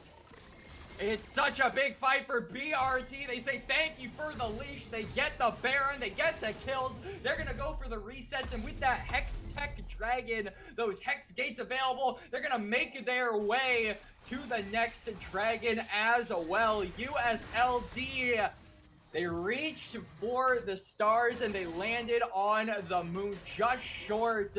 They had they had the prize in their eyes, and they just were not able to find it. It was a good play, but they just took too long, and eventually BRT managed to respawn on the map. And like you mentioned, it was, I think, the Hex Tech, the Hex Gates that really made the difference in getting that Gragas back to the objective. So now, USLD, contrary to game number 1, they find themselves very, very far behind. The Zed is 3-0. The Gragas is very, very strong. The Jinx is starting to come back in the game. All of the damage dealers are sitting good here in game number 2. And with that Herald, they are fully charging into the mid lane. Fully charging in with that Herald with 4 stacks onto those grubs, and all of a sudden Mr. Chubby Num Num's gonna be getting excited, but not gonna opt to walk too far forward. So much poke coming in from that Ziggs again and again here. Without the Baron, there was essentially no chance of even taking these towers into the Ziggs here, because there's just so much of that way clear over and over and over again. And we're seeing more and more of these levels come on in, but there goes the E from the Leona. Ooh. The Ornhorn comes on through, and it gets a triple knockup, but it doesn't amount to much more. The CEO of Low Elo, the Janna, still going to be taken out from this rift, but in the end, BRT coming out on top. They still got that Baron going. They still have these waves piling on in, but the Ziggs still gonna deny much more of that tower taking prowess. Absolutely. The Ziggs really good for that wave clear, and the poke from the Corki also going to be good to have in your back pocket. But what good is that when you can just get the brute force on the tower? Taziki going to have to commit the flash. He's taking a decent amount of damage, and it just spells desperation for USLD at this point in the game. Sure, they're tied in dragons, but every fight has gone the way of BRT. The scaling is finally there for their champions. Meanwhile, we talked about the scaling on the side of USLD as well. They've got the Corki, the Ziggs, and the ornaments, but that isn't really relevant at this current moment. The Corki does not have the items to really be that big 1v9 carry. The Ziggs has been getting aggressed on all game. The ornaments haven't had enough time to really make a difference in a fight. So at the current moment, the scaling advantages for USLD are just paling in comparison to BRT with all of their champions, the Zed, the Jinx, the Gragas, all being super fed. Yeah, but one thing that we always got to keep in mind, Quacks, is how much damage Corki and Ziggs will do to these towers, right? If you lose one team fight later in the game, Ziggs can absolutely just demolish the entirety of your base, and Corki is no slouch on top of that. So right now, I will argue that BRT have gotten to the point where they are close to their strongest, right? Zed getting 3 items is an absolute monster in so many of these fights. You know, Gragas with that Dark Harvest is going to continue to get to a point where he can just start to pop some of these carries. But right now, the big question is who's going to be able to stay alive here? Deathmark going to be fully committed, so will the Solar Flare. And are you serious? Going to be able to go on a rampage, 4 kills on the Zed, and it's exactly what I was saying earlier, Quacks. If you can get this Zed to 3 items, man has so many squishy targets to choose from. But the question is whether or not the Zed is going to get to that point. And right now, the question isn't whether or not Zed will be able to do damage. The question is, when will he stop? For sure. I mean, you've got to be looking to just defend your backline carries. You're a comp that wants to engage, but going against these champions that are perfectly comfortable engaging onto you, you're super reliant on that Janna. And so far, this Janna, Tricky Z, hasn't really had a fight where they're able to play the game. They just get immediately popped. Sometimes they aren't even able to commit them on soon to get those carries away. So it really speaks to the difficulty that USLD face going ahead into this game. Now the Dragon going to be spawning in a little less than a minute, and BRT are completely putting their foot on the gas. You can see they are moving as a unit into this jungle, looking to clear out vision, looking to punish anyone like Sandy who is potentially walking up too far. The Jarvan going to be forced to walk away there, knowing that if he stays, he is a dead man. So if you're USLD, how do you approach this pit? I feel like you just give this Dragon up and hopefully look to get a pick around this Baron spawning at around the same time. Yeah, honestly, at this point, it's so difficult to go for these, big neutral objectives like that Baron, like that Dragon, because of Taziki on that Mordekaiser, just constantly there, constantly a looming threat, constantly able to make sure that you have to respect the threat of the full-on death realm, denying the possibility of a smite. In the meantime, Mr. Chubby Num Num's walking forward a little bit far, but not going to be getting punished for it anytime soon. Maelstrom could be in a little bit of trouble here, as Are You Serious going to be able to get He's on the flank. The triple items.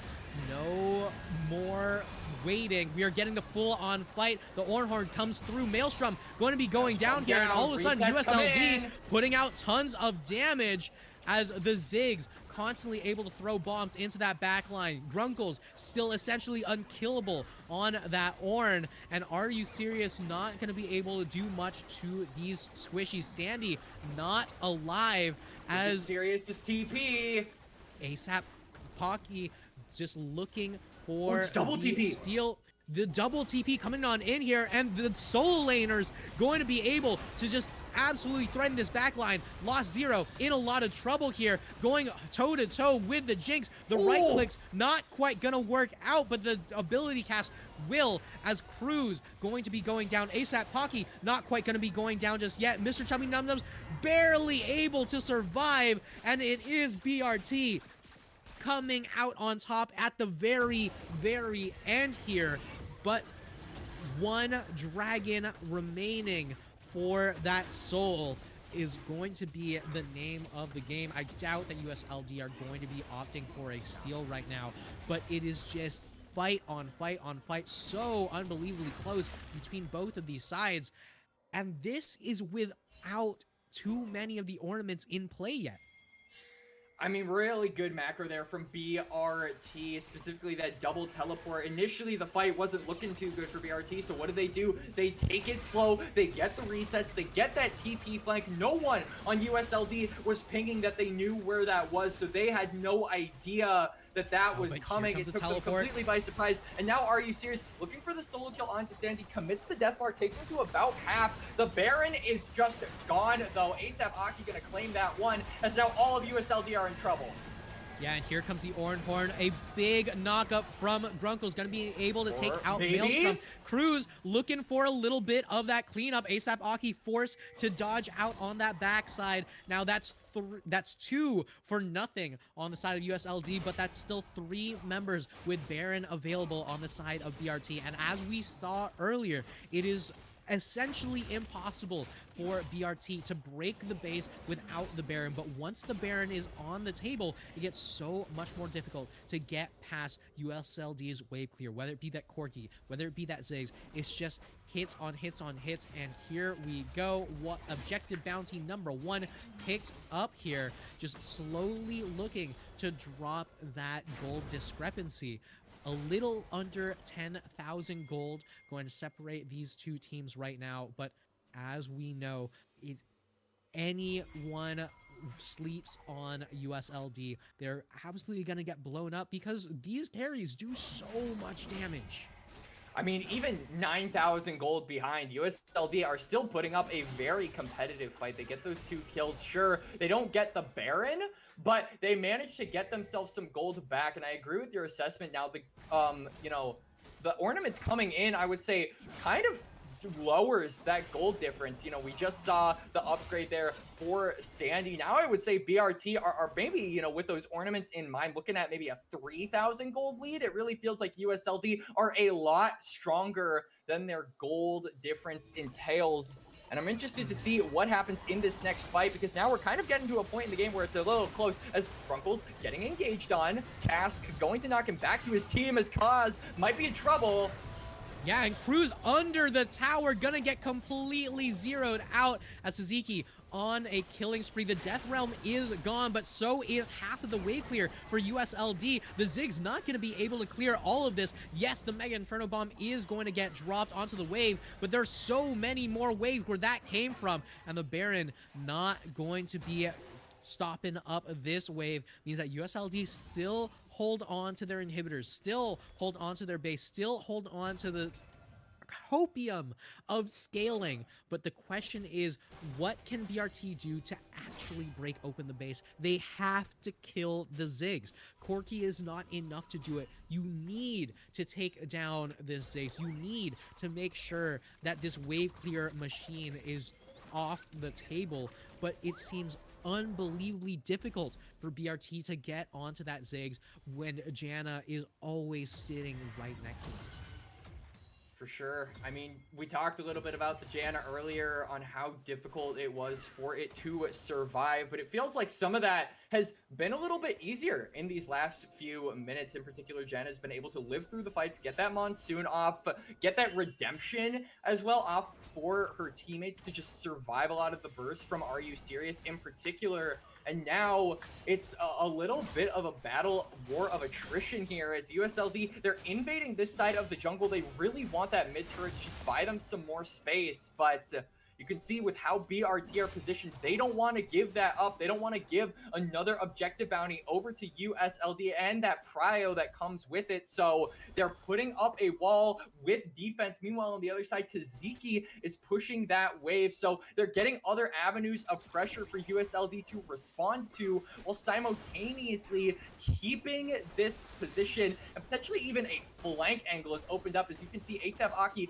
into that bush, unseen by vision, might just look to do the thing, but the pings are coming down. They see the Gragas. Yeah, Gragas gonna get sniffed out here as ASAP Aki not quite gonna be able to get the flank of a lifetime, but Mr. Chubby Num Nums walking up a little bit far. It's been on seen. the Look at Grunkles. Yeah, meanwhile, Grunkles just going toe-to-toe with Are You Serious, making sure that that Edge of Night just does not really have much of any value here. The Dragon gonna get started up. The Ornhorn going to get denied by Taziki. And just like that, the Solar Flare also gonna stun up that backline. Are You Serious looking for that backline access? The Exhaust gonna get dropped very early on here, but the Janna stays alive, stays healthy, and the flash away from Cruz as the Zed not going to be able to do much more than a 1-for-1, but watch this Ziggs able to just pump in skill shot after skill shot. Taziki flashes forward on a rampage, but that one stasis leaves the Ziggs alive for just a little bit longer, but can you fight it out in the 2v3? No, you cannot. The ace comes through to Ziki, once again ripping straight through this team fight and giving their team the opportunity to go for the full-on soul. And now with that Hextech soul under their belt, it seems like this is the time for BRT to crack the base. They finally, they get themselves yet another fight win. They finally get that mid lane tier 2, and they just continue to shrink the power of USLD. And we're getting to a point now where it feels really difficult to envision this comp winning a team fight. So many times they get so close to picking down these members, but with the Hex Gates, it feels like those members, like we saw from Chubby Num Num in that fight, are able to go for the reset, take the Hex Gates back to the fight, re-enter the fight with full HP, and suddenly they find themselves with a numbers advantage, with a resource advantage that USLD are not able to respond to. And now the Baron, the next thing on the menu, is getting aggressed on by BRT. They're not starting it just yet. They're just getting down some vision, but USLD, they're starting to feel their mortality. They're starting to feel the walls close around them. They've got to send in a Hail Mary of all Hail Marys to try and save this game.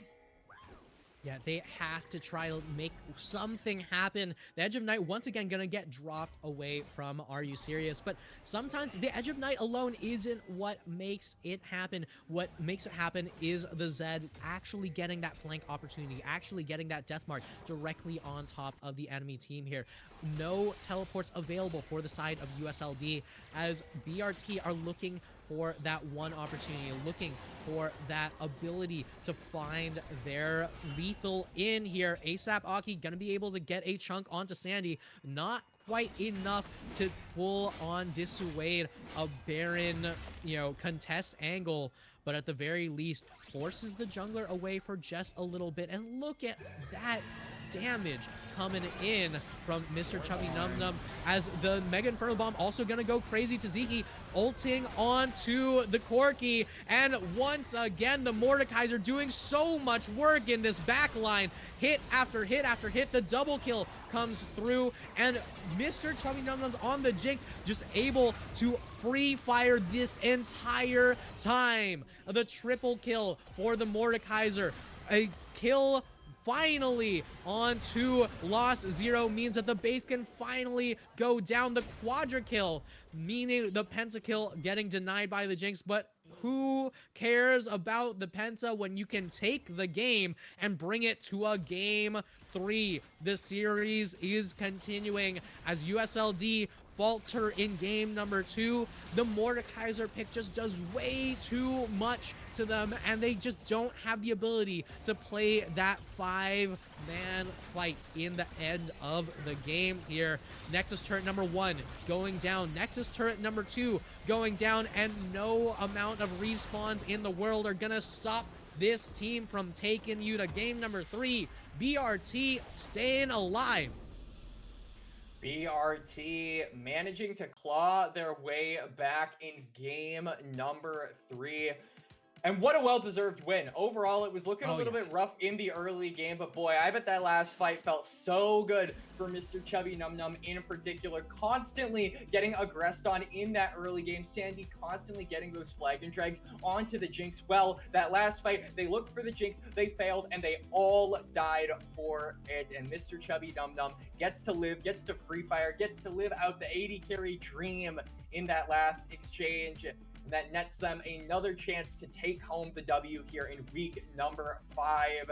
But I gotta give credit over to ASAP Aki on this Gragas. We talked about the junglers in this series a little bit and how vital they were going to be to influencing that bot lane. Well, ASAP Aki did that, but man, oh man, he was like an evil tooth fairy where you knock out the team and take the cash. This man was not giving over any resources to his team. He was hogging those over, and he was making use of them as well as you could possibly expect from a Gragas. He was constantly getting those big casks in. He was constantly splitting up the team, constantly relevant in the fight. So big credit to him, big credit to all of BRT, particularly they used those Hex Gates really, really well to save some of those fights. So they played that game incredibly well, a well-deserved win, and it makes me even more hyped for what we could have in game number 3.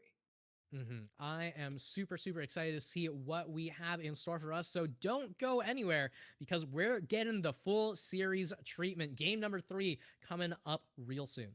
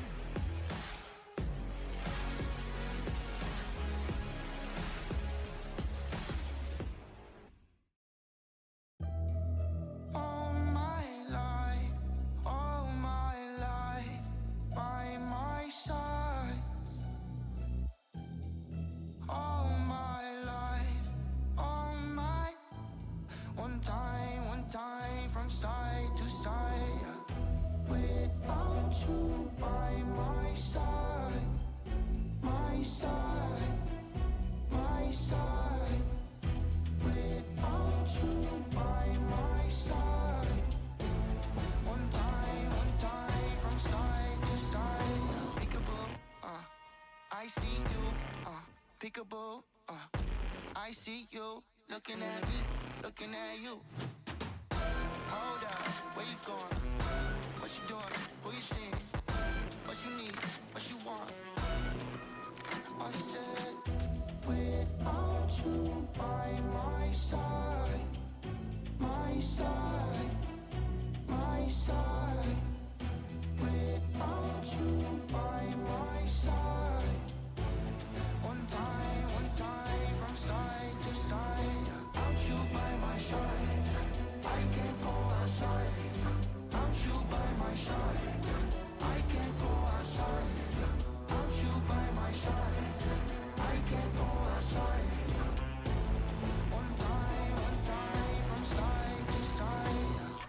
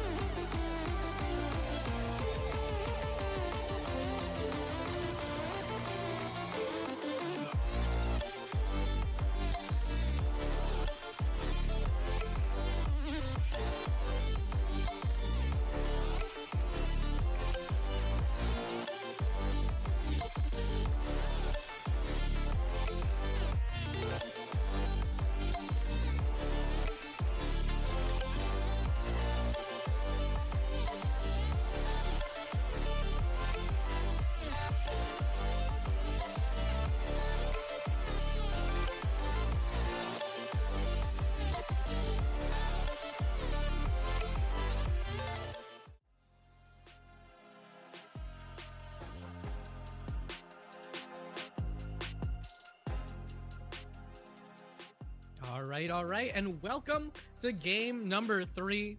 It was honestly super back and forth in games number 1 and 2, but as always, we gotta return back to Earth. I am Anti, and I'm joined by the wonderful Quacks in the draft phase here. I hope that you can hear us this time. It's been a great time, a great night. All things aside. Absolutely. It's been an exciting series, and especially on Halloween of all things, to kick us off is going to, or to kick us out, rather, is going to be a banger game 3. But let's get that draft on the board. The teams are firing away like no man's business. So hopefully we'll have that up soon. But I'm really interested to see exactly what we are going to be doing on the side of USLD. It really felt like they had the game in their clutches, but they let it slip on through. They gave a lot of resources over to ASAP Aki, a lot of resources over to Are You Serious on that Zed in particular. That was an X Factor pick that we were really asking questions about, and all of them were answered with resolve. It was super vital to that game number 2 win. And I really want to see if Are You Serious actually has any other, things in the kitchen ready to cook on up, because I feel like picks like that really put a wrench in ISLD's plan, which was play through the bot lane, play through our marksman long range carries, and try to win out the game there. They completely got shut down with a surprise assassin pick. Yeah, I mean, honestly, in the end, it's exactly what we were talking about earlier, right?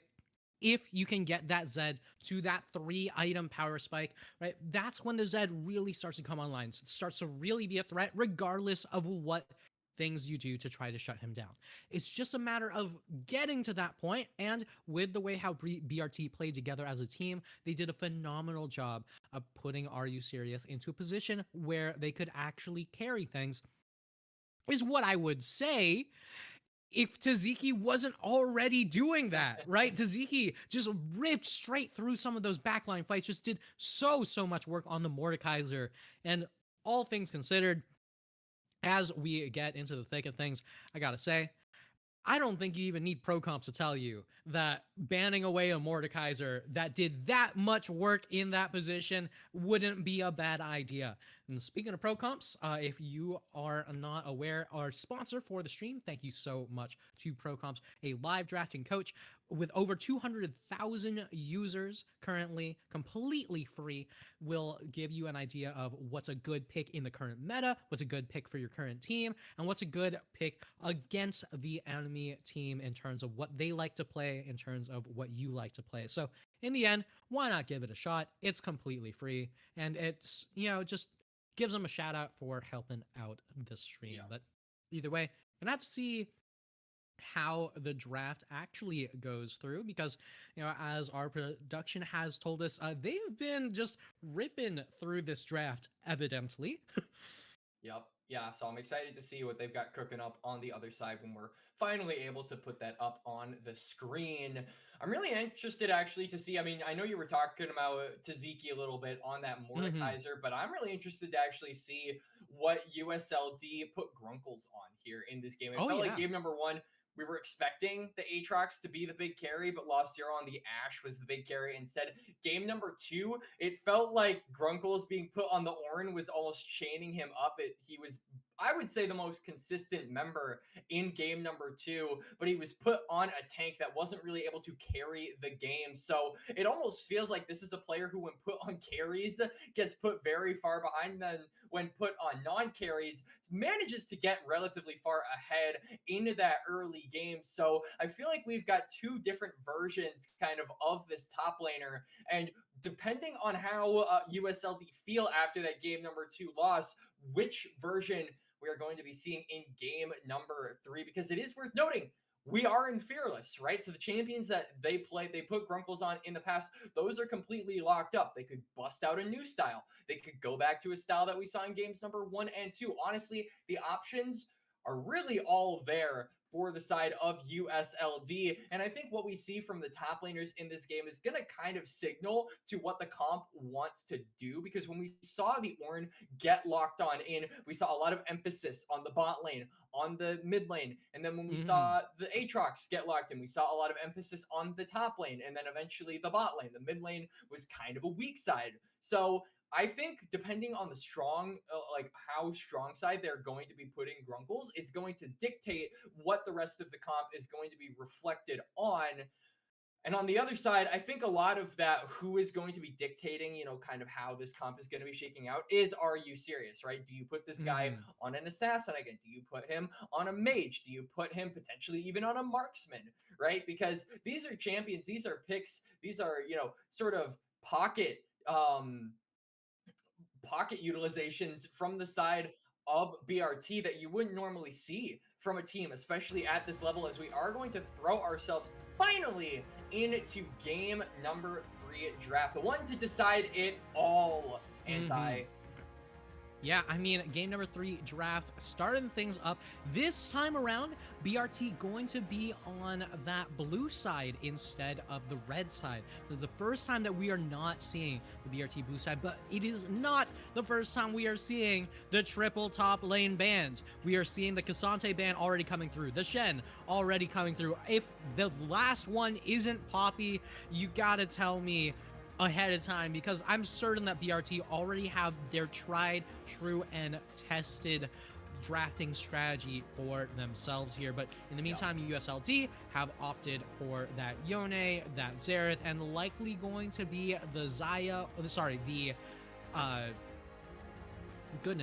Syndra or the Lilia, and it's not actually, it's going to be the Jax. So, and then interesting variation on that third ban, as USLD keep two things the same. BRT finally leaving the Poppy available, but immediately picking up the Galio, which could be used on that top side, could be used in the mid lane, could even be flexed over to support. So honestly, as far as I'm concerned, relatively good blue side blind pick here, and another one of those blind pickable champions that has the ability to flex between both sides. Yeah, and the Maokai has the ability to do the same thing. You can put it in jungle top lane support. Really, you know, the only limit is your imagination with a pick like that, and it is going to be paired on up with an Aphelios. So they are putting a lot of eggs into the Lost Zero basket. This is the guy that carried them through game number 1, putting him on a carry champion like Aphelios to be expected. And I like the response here from BRT. They're trying to make, you know, the weakness of Aphelios being immobile readily apparent at the forefront of USLD's concerns. So that cease and desist going to be very useful, paired on up with the Renekton as well. This is a lot of lockdown so far for BRT. I really want to see if USLD maybe pick something like an Enchanter to pair on up with this Maokai. It is going to be the Alawi as a response, not a top laner we normally see get picked up. And our producer wasn't lying. This draft is going light speed.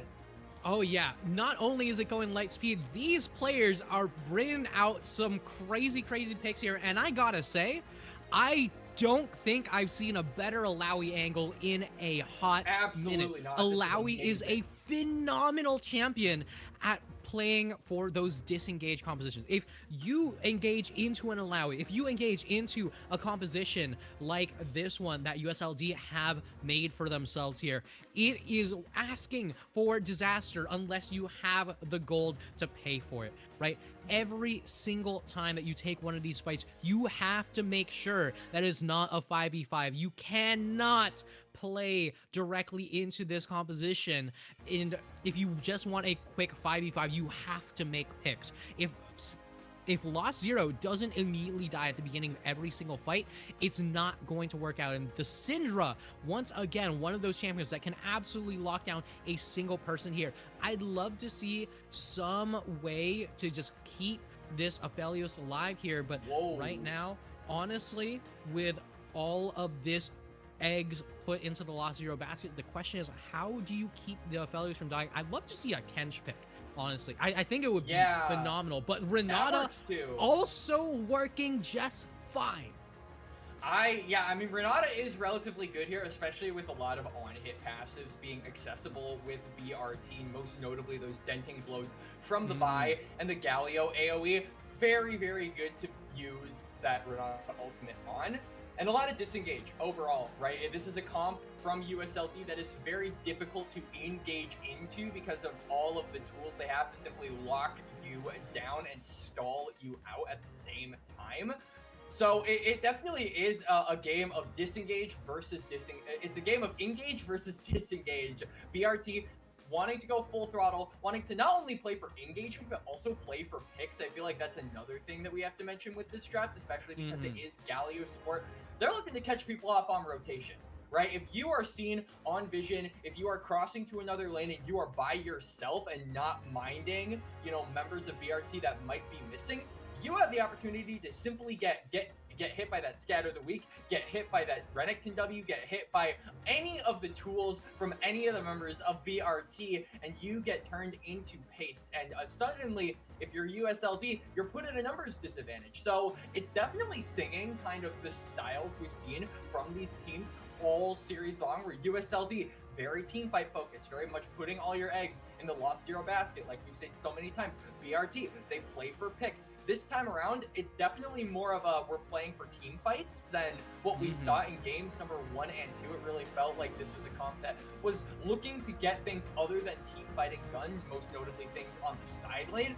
This game, you don't really have the same level of side lane threat. Your best side laner is something like the Smolder, and when you're putting that thing in an 80 carry role, you're looking at him to be paired up with the Galio, paired up with the Vi. You don't want to leave that alone to be a side lane threat. So you're looking to get those picks to team fight. If you're USLD, you're looking to just straight up team fight and disengage and stall for as long as possible until Lost Zero gets those item spikes and has the ability to 1v9 every single team. Yeah, it's all about getting to that point here, but BRT have decided to go for an absolutely crazy all-in composition until pivoting at the very, very end with that Smolder. But at the very least, right, one of those champions that can add to the, if we just pour everything towards one person, they're eventually going to die basket, right? Because, at the very least, you don't have to get all the way to 5 drags to get Elder Dragon because you got Elder Dragon at home, right? But it's a matter of getting Mr. Chubby Num Num to the point of having enough stacks to actually beat out Lost Zero on this Aphelios. This game revolves so much around this Aphelios, and right now we're gonna have to see how things do play out on the Rift. Indeed, we are. So we are going to get ourselves into game number 3 with a destroyed Nexus on the red side. So maybe a little bit of foreshadowing here and there. Spoiler alert, guys. We cast the games after they're played. Didn't you know? As some top lane action all ready to kick us off. And Anti, I kind of want to point this out. Game number 3, this is usually the game where there is the least amount of action, the least amount of scrapping. But that is not the case here, as Ignites have been expended by Taziki. No flash on the Renekton means a lot of aggression to be expected by BRT on this top side. And you can see ASAP Aki is starting on the bot side as well. So he is going to be pathing top. They're going to be looking to be aggressive on that side of the map, and they want to get this Renekton ahead. Oh, interesting decision here from Grunkles to actually opt for the full-on teleport, meaning that the Alawi not going to be missing out in terms of pressure, not going to be missing out in terms of any of this power here, as, Taziki not having the access to the flash, not having access to the ignite, means that the Renekton has to back off early on, has to make sure to back away, not really going to be able to do too much here, but so much of the focus in this early game has been on this top lane, and honestly, that's usually not what we're expecting to see as this game continues, as so much of it relies on figuring out whether or not Lost Zero or Mr. Chubby Num Num is going to be the one getting ahead. And ooh, baby. So here comes my favorite part of playing against Alawi, and it is a little mini game called Dodge the Tentacles, and there is one rule and one rule only. You either dodge the tentacle or you dodge the game. It's a good way to put it. I am not personally a top laner, but as someone who has to gank Illaoi all the time as a jungler, I can certainly relate to that struggle. You know, there is a bit of an unsung rule with junglers, which is don't gank Illaoi after she's level 6. And ASAP Aki is going to turn that rule up to a T.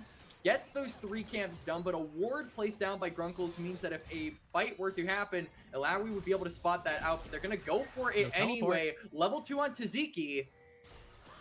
All right, and a miss on the E in that top lane means that this is going to be Grunkles trying their hardest to stall this one out. Sandy is here, not really going to be able to save their top laner for too much longer. The level 4 not quite going to come in time, but at the very least, the full wave is crashed there. So the first kill going over to ASAP Aki, not going to be the end of the world for USLD, but at the very least, it's going to be feeling pretty mad rough in the meantime. Meanwhile, bot lane still very much going into the favor of Lost Zero and Trickies. I mean, this is exactly what you were talking about, Quacks, where one of these bot lanes getting super far ahead could mean disaster. And a full-on dive turning into too much more, but Trickies finally going down there, did take that early tower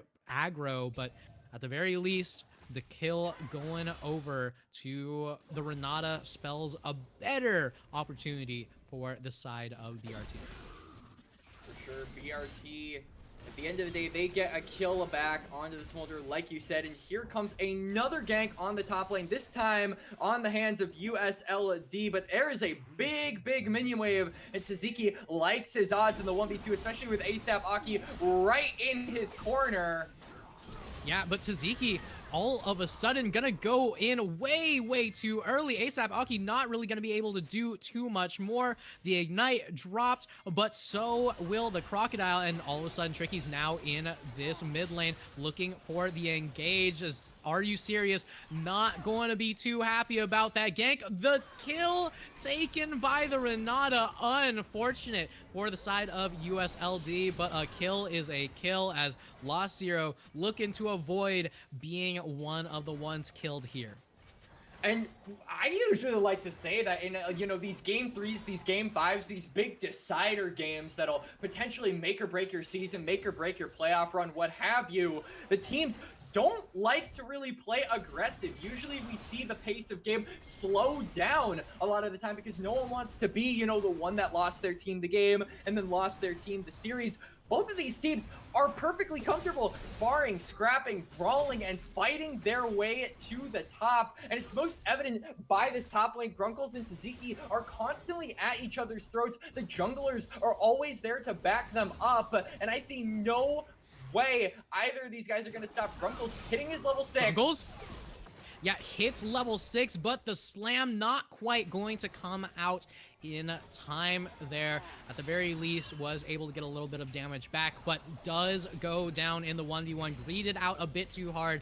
Just thought that that power spike would be a little bit stronger, but in the end, it is still going to be a matter of the bot side focus from the side of BRT here, but the ASAP Aki not really going to be the one in focus here, as Are You Serious looking to be going down here. The flash not going to get followed by Sandy. It's okay, Sandy. We've seen Faker miss that same flash, but in the end, still not going to be feeling too good for the side of BRT's mid laner, as top lane and bot lane are different stories.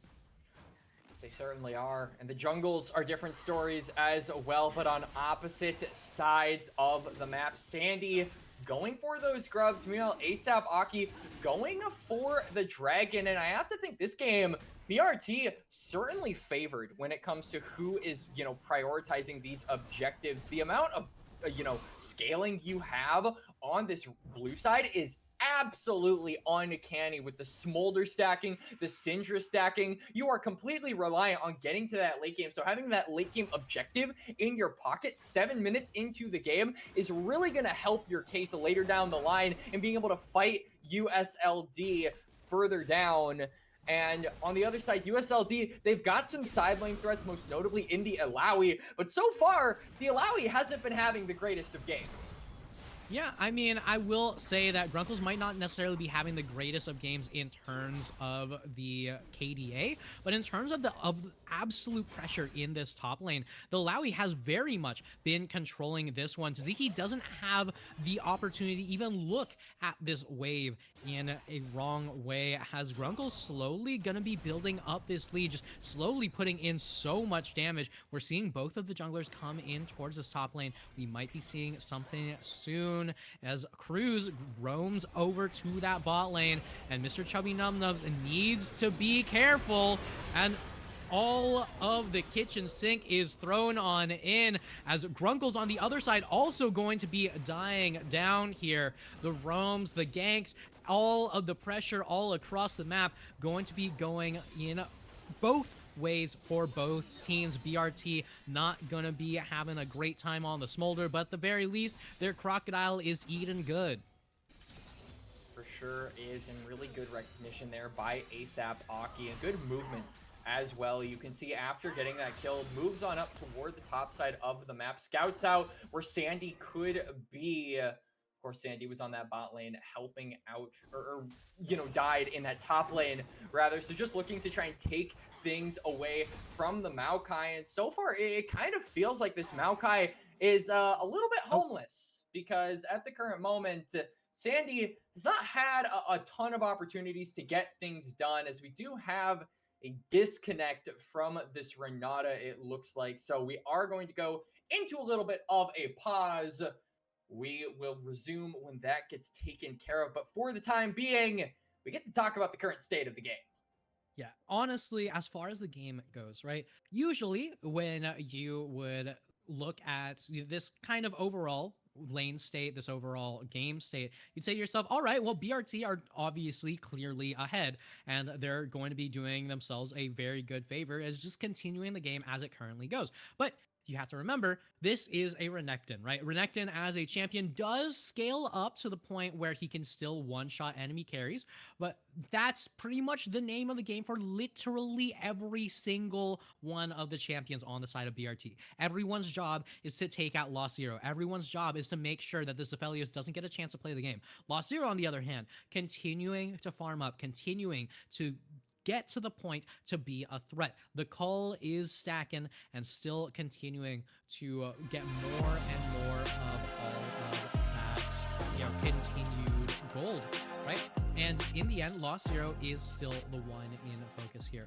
It doesn't matter if the Renekton has so much gold to get on top of the Aphelios if the Renekton can't actually get on top of the Aphelios in the first place. There is no flash on this Renekton. You still have to get past the Maokai. You still have to get past the Lissandra. You still have to get past the Alawi. I honestly think that in the current state of the game, USLD, while they might not be ahead in terms of gold, are ahead in terms of their win condition, because their win condition is Lost Zero not dying. And Lost Zero has not done that just yet. At the very least, ASAP Hockey sitting at the level 7 on the Vi, going to be something that you have to pay close attention to, as we're just waiting on that spectator bug for those pauses. It'll clear itself up soon enough. But level 7 on the Vi versus the level 5 on the Maokai is something that you have to be a little bit afraid of as USLD, right? If your Maokai, your disengaged king, is going to continue to fall behind that Vi, continue to be at a place where not only do you not have the tankiness to be a frontliner, you don't even have access to the ultimate to really get that disengage to stop things up. Things could be tough, but at the very least, as a jungler, it's pretty easy to get back into the position where you're able to do those plays, get back into the position where you have all of that experience. And oh my lord, speaking of experience, that level 6 picked up, and so will this kill. Really good gank there from Sandy. We'll be able to finally get something on the board with this Maokai in the mid lane. Cruz also finally managing to get on the board with this Lissandra. And these, as we've talked about a couple of times here, these aren't the big picks, these aren't the big carries that you're expecting, you know, later down the line. It really all does come to loss to 0 on this Aphelios. But if you're able to get at least some resources into the Lissandra, into the Alawi, as she is going to pop the ultimate and threaten a kill onto Tziki, who is forced to pop that Dominus to survive, and goes for the flash, almost. Forward. Yeah, the flash forward from Grunkles wasn't able to do it just yet, but the hostile takeover now going to make sure that Lost Zero still able to free hit, still able to auto, flash forward onto ASAP Aki, and the Vi goes down, the Aphelios stays alive, red-white time to fight indeed, as Lost Zero just gonna continue to stay alive as position 1, as the #1 person to be focused on in this game. Meanwhile, top lane finally gonna go the way of Grunkles in that 1v1.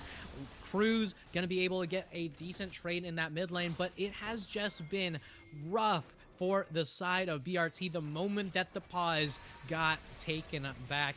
I mean, someone, you know, inspect USLD or something like that. That's got to be a timeout or something. Yeah, absolutely. USLD coming back from the pause, looking strong.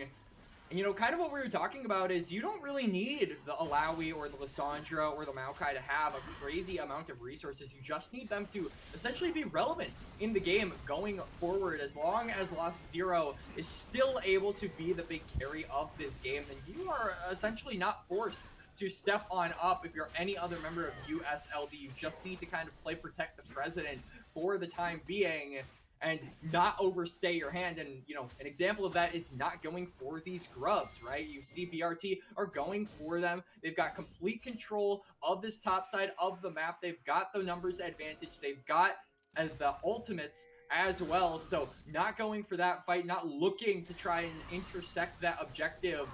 Definitely the right play. Instead, they are just going to set up for the bot lane as the fight in the mid lane ensues, and so does the top lane. Yeah, I mean, Grunkles and Tziki just going toe-to-toe. The healing just barely coming on in. The Slam's not quite going to be able to save the Alawi. But in the meantime, Cruz and Are You Serious both going to be able to survive up in that mid lane. Teleport in, coming in from the Syndra as the Dragon is taken by the side of USLD. The Maokai fully commits the ultimate. ASAP Aki might be in a little bit of trouble here, getting rooted up, getting tossed back. But all of a sudden, Lost Zero still not in danger. Hostile takeover fully committed, but the rest of the team is not. And I mean, it was a good stun to follow up from Maelstrom, but no one was able to follow up on that. Are You Serious? Not able to get in range to really do the damage to all the members of USLD. ASAP Aki had already fallen, and Mr. Chubby Num Num wasn't in the area to fight. So at the end of the day, it's just one pick going the way of USLD. They find a little bit more gold into their pocket on top of getting that dragon. So it's a big win in that regard to stop stacking, as now we have another fight. Ultimates committed across the board from the mid laners. Yeah, and in the end, the flash also not quite gonna work out. You can just see the tilt coming in. Cruz gonna get dove all the way under tower. Shutdown going over to ASAP Aki. At the very least, Sandy gonna be able to keep the Vi under tower for long enough for that return kill. But at this point, it feels like BRT, they're getting some of these tilt plays in. It's not a matter of what's the best possible trade for us, what's the best possible opportunity for us. It's a matter of what is the best possible ability for us to go for. But we're seeing in the bot lane, they're just looking to try to make something happen. Grunkles in a lot of trouble. The full Dominus popped. The ulti from the Alawi as well. Tesla Spirit still not available. And there we go. Now we finally have the Spirit, but the Slam's not going to do quite enough. And it's just another solo kill for Tziki, even when all of the other members of BRT seem to be struggling here in game number 3. The Renekton, he's up top lane wild and free. This man is getting solo kill after solo kill. He is constantly able to make his presence known in the top lane. Sure, Grunkles on this Lowy doesn't necessarily need resources, but putting it behind just means that that side lane threat that it provides is that much less of a threat. It means that Tziki, or hell, even another member of BRT can push on up in that lane, cover that lane, because you want that Renekton in these team fights. You want that big dominance, that big meat shield of a champion to be relevant in these fights to try and get onto Lost Zero. So weakening the side lane threat in the Alawi means players like Are You Serious, or hell, even Mr. Chubby Num Num can pick up those waves and not sacrifice anything in return.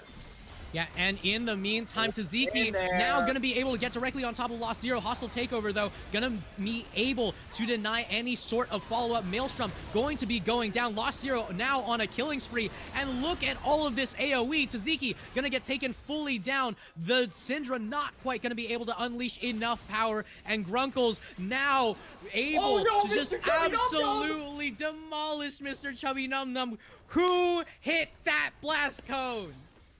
That's a tilt moment there for BRT. Poor Smolder gets taken down, and it's a big fight win there for USLD. Taziki falling in that exchange, and it goes over to Sandy on this Maokai. So not the biggest member to give the gold over to, but hey, gold is gold. The only big silver lining for BRT is them managing to create enough space to get that Herald, so they have the ability, or rather ASAP Aki has the ability to break open a part of the base, and that'll become really relevant around this next dragon fight, where you are able to force a response from USLD and gain some space around that bot side river. But if you get pushed on out, then that advantage that you just got could be completely erased if you aren't careful. Yeah, in the meantime, USLD's AD carry has decided to pick up an item that I have not seen in a hot minute. The Untamed actually going to be picked up here. And honestly, I do think that this item is ridiculous right now with, you know, the rework. Yes. I think it's a phenomenal pickup here. Very, very good for champions like Aphelios, who finally have for themselves that attack speed crit item here. But at the very least, with the dragon getting started up soon enough, it seems like BRT aren't opting to actually take the fight. They're not acting to contest this whatsoever. You've got both of the top laners all the way on the other side of the map, but not looking to TP in just yet here. As right now, the question always remains, is Lost Zero going to be able to play the video game? For sure. And there's a question of, can BRT even, you know, enter this bot side river? I mean, look at how many wards there are in that bot side mid bush alone. There's 2 wards, a zombie ward, a control ward, and a Maokai sapling. So even just getting to that bush alone is going to be very difficult. It's not Christmas yet, but that bush in particular lit up like a Christmas tree. Meanwhile, on the other side, BRT, instead of fighting for that dragon, they're actually being very smart. They're going toward the top side of the map. They're going to drop that Herald, try to look for some avenue on that side of the map. Lost Zero are going to take a little bit of damage from RU series. You always got to be mindful of that Syndra. It doesn't matter if it's 0-3 or 3-0. It can still deal damage to those AD carries. So it is another threat that Lost Zero has to be conscientious of going further into this game. But for the most part, it's trades across the board. Teleport being expended here by Taziki to stop that turret from being taken by Cruz. So good reaction from the Renekton. I'm looking at these team fights for the next time, Anti, and I'm just thinking, how on earth are BRT supposed to win these 5v5s? Yeah, honestly, as far as I'm concerned, Quacks, they can't really win the 5v5s, and they're not going to be winning the 5v5s. As you can see right now, they managed to get the tower, but they're going to be dropping Maelstrom for it. And all of a sudden, it's turned into much more than just Maelstrom. Lost Zero going out on a rampage. Hostile takeover, ripping through the back line. Are You Serious? Not going to have the opportunity to kill anyone else. Taziki now in the back line, onto Lost Zero, onto this Aphelios, but not onto a winning position, and Lost Zero is now dominating. The Herald managed to get a second charge, but USLD manages to find their second win, their second opportunity at a tower in this mid lane. They are going to continue to push even further. They have 3 grubs, 4 members, and a whole lot of determination to win a game number 3. But Grunkles maybe a little Oh my god. Will get the healing from the Sundered Sky, but I feel like he is just not long for this world. ASAP Aki gonna hit him with the 1-2 Pacquiao combo. to finally finish off that Ilawi. A consolation prize for BRT at the end of the day. But it's USLD that come out on top, and now 20-minute Baron about to spawn, and BRT are looking for picks. Yeah, and speaking of picks, Tricky's now forced to Ooh. flash away. Actually does not end up going down there. The Renata crucially stays alive. And when I say crucial, the reason why Lost Zero has been able to survive in so many of these fights isn't just because of that Maokai, isn't just because of that Lissandra. So much of it is because of those hostile takeovers, is because of those fight or dies from Trickies on this Renata, and it has been so good for the side of USLD. And we saw in game number 1 where Lost Zero went deathless the entire game, had one opportunity to that dropped down one single time, but that one time that Lost Zero did end up losing, BRT just ended up fully dropping down like flies. So in the end, the big question is, how much are you willing to devote to this Aphelios? As in the bot lane, Grunkle's going toe-to-toe against Taziki, but it's honestly a big question as to whether or not we're getting a full-on actual fight. The ultimate fully committed from both sides, and Alawi healing going crazy. No ignite available, and the Croc gets beaten down.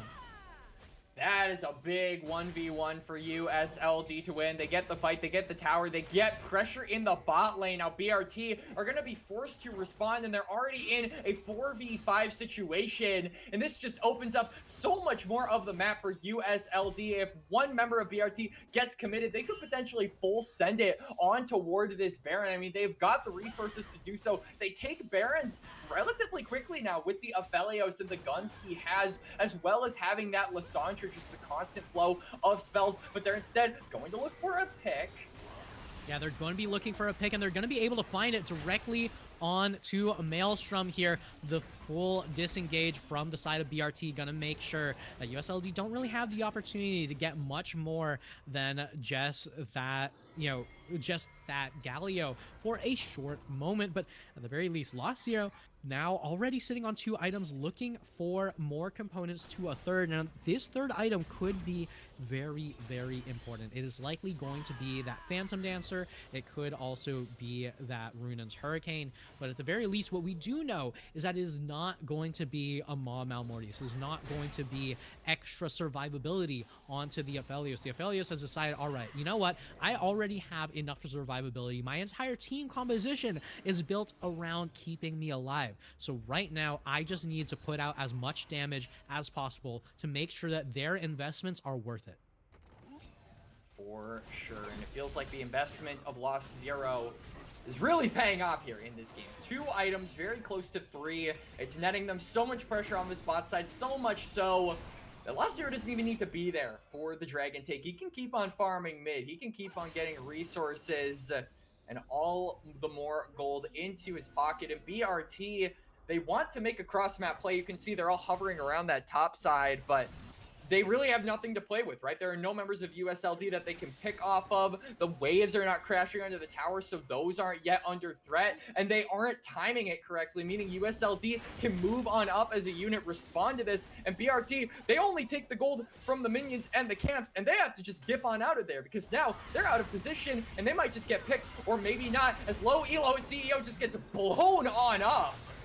Yeah, and there goes the Renata. That's so much of the survivability for this Aphelios. Lost Zero not able to walk up nearly as much as possible, but here comes Grunkles walking on forward on that Alawi, just blocking up that backline to Ziki. Now trying to get past these frontliners, not going to be able to do it. Double kill going over to Grunkles, and ASAP Aki and Are You Serious have to walk away. Mr. Chubby Num Num just popping over towards that mid lane, still looking to stack up. I love a stack counter on this Smolder, but right now the big question, honestly, for both of these champions, but honestly, the big question is, what is it that USLD can actually do here as BRT is inching closer and closer to those break points, right? Almost 160 on the Syndra, almost 225 on that Smolder. Give it, you know, 3-4 more minutes, and it's just spelling a very different game for the side of USLD if their support's getting caught out like that. Absolutely. I mean, CEO of Low Elo thought they had maybe an angle to look for a flank, but just did not respect the fog of war, was all by themselves and just immediately got blown up. Now, the Baron is being started up with all members of BRT respawned and ready to go. But the big difference maker is Taziki is on the bot side of the map and does not have the teleport. So the Renekton cannot join on up, but it won't matter if Grunkles just gets picked on up here, but he wants to go for the fight. Oh my god.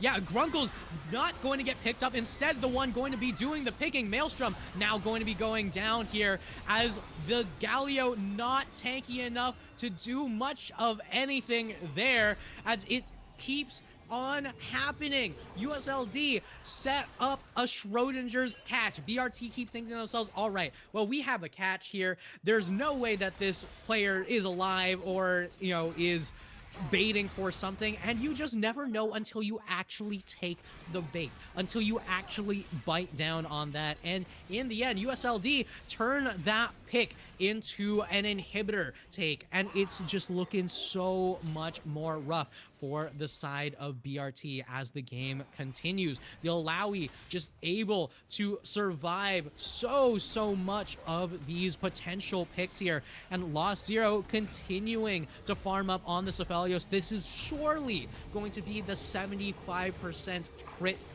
critical chance.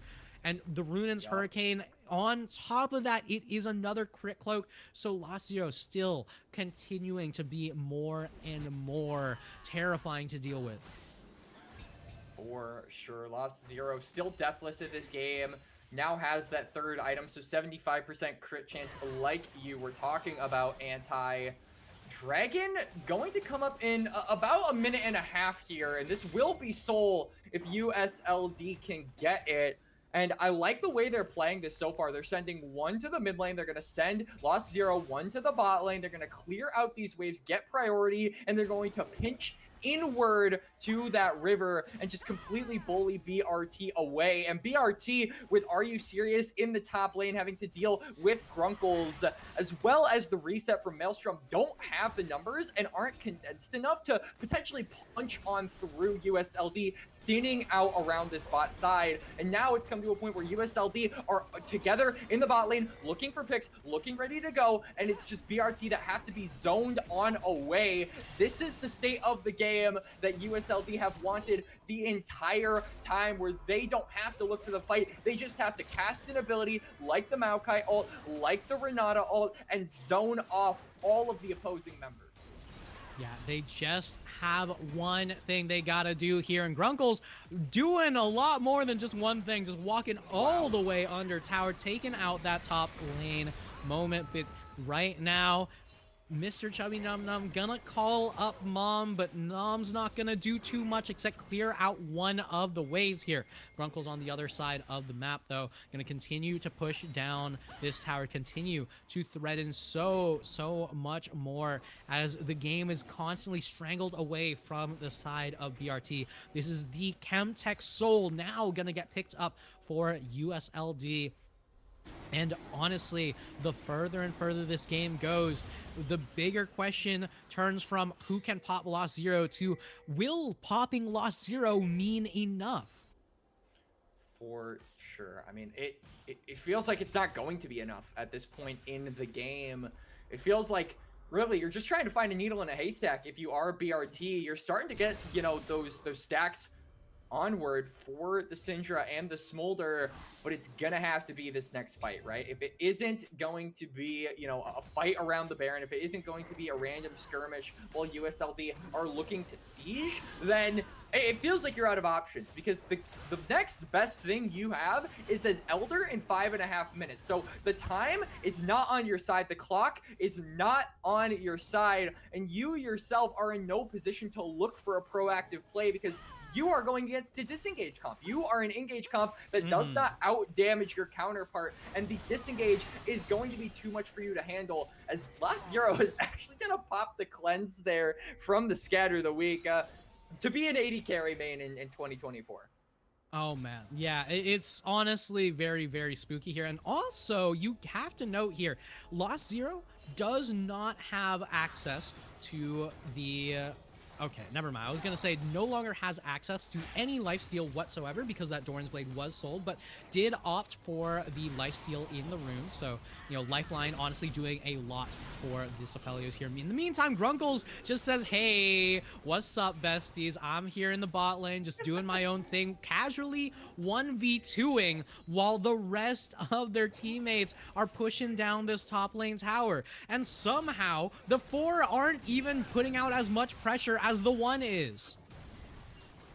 Absolutely. I mean, it's just a beautiful 4-1 split, and BRT are trying to respond, but the structures are falling, the walls are closing, all from Lost Zero to so much damage!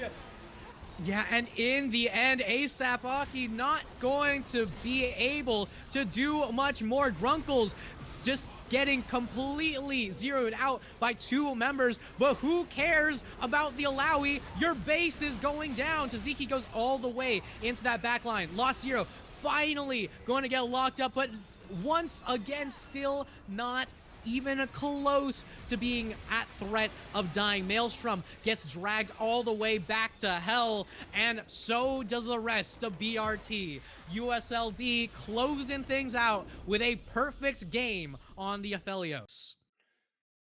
USLD win the series 2-1, and now they are in exactly the same record as BRT. BRT falling to 2-3. USLD rising up to 2-3, and they have the head-to-head advantage, meaning they are in a higher standing than their opponents now at this point. And realistically, they could be on their way to a playoffs run, Anti. This is exactly what we talked about. The importance of this week is really separating who can make it into playoffs, who can make a deep run, and who cannot. And it seems like with performances like this, USLD might be just on the path to getting the former. I can certainly see a world where this team rallies together behind Lost Zero, rallies together behind Grunkles, and makes that deep run that their team seems to really want to go for. Because game number 3, it seemed like they were a little tilted after game number 2. They were brawling, they were, you know, stomping.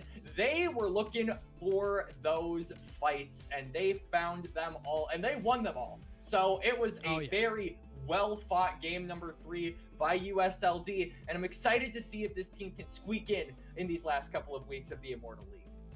Yeah, I would love to see that happen, but in the end, that will do it for us. Thank you so much for tuning in to week 5 of the Immortal League. I have been Anti. I've once again been joined by the wonderful Quacks, and it has been Golden on production. Thank you so much to Golden. You know, huge shout outs to all the work that she's been doing here, and huge shout outs to ProComps as well for helping us get everything up and running, and huge thanks to you for watching and making all of this possible. But in the meantime, that'll be it for us, and make sure to tune in to the rest of the Immortal League not just the Immortal League, but the rest of the Titan esports scenes as we continue getting closer and closer to playoffs. But in the meantime, y'all take care and have a wonderful Halloween.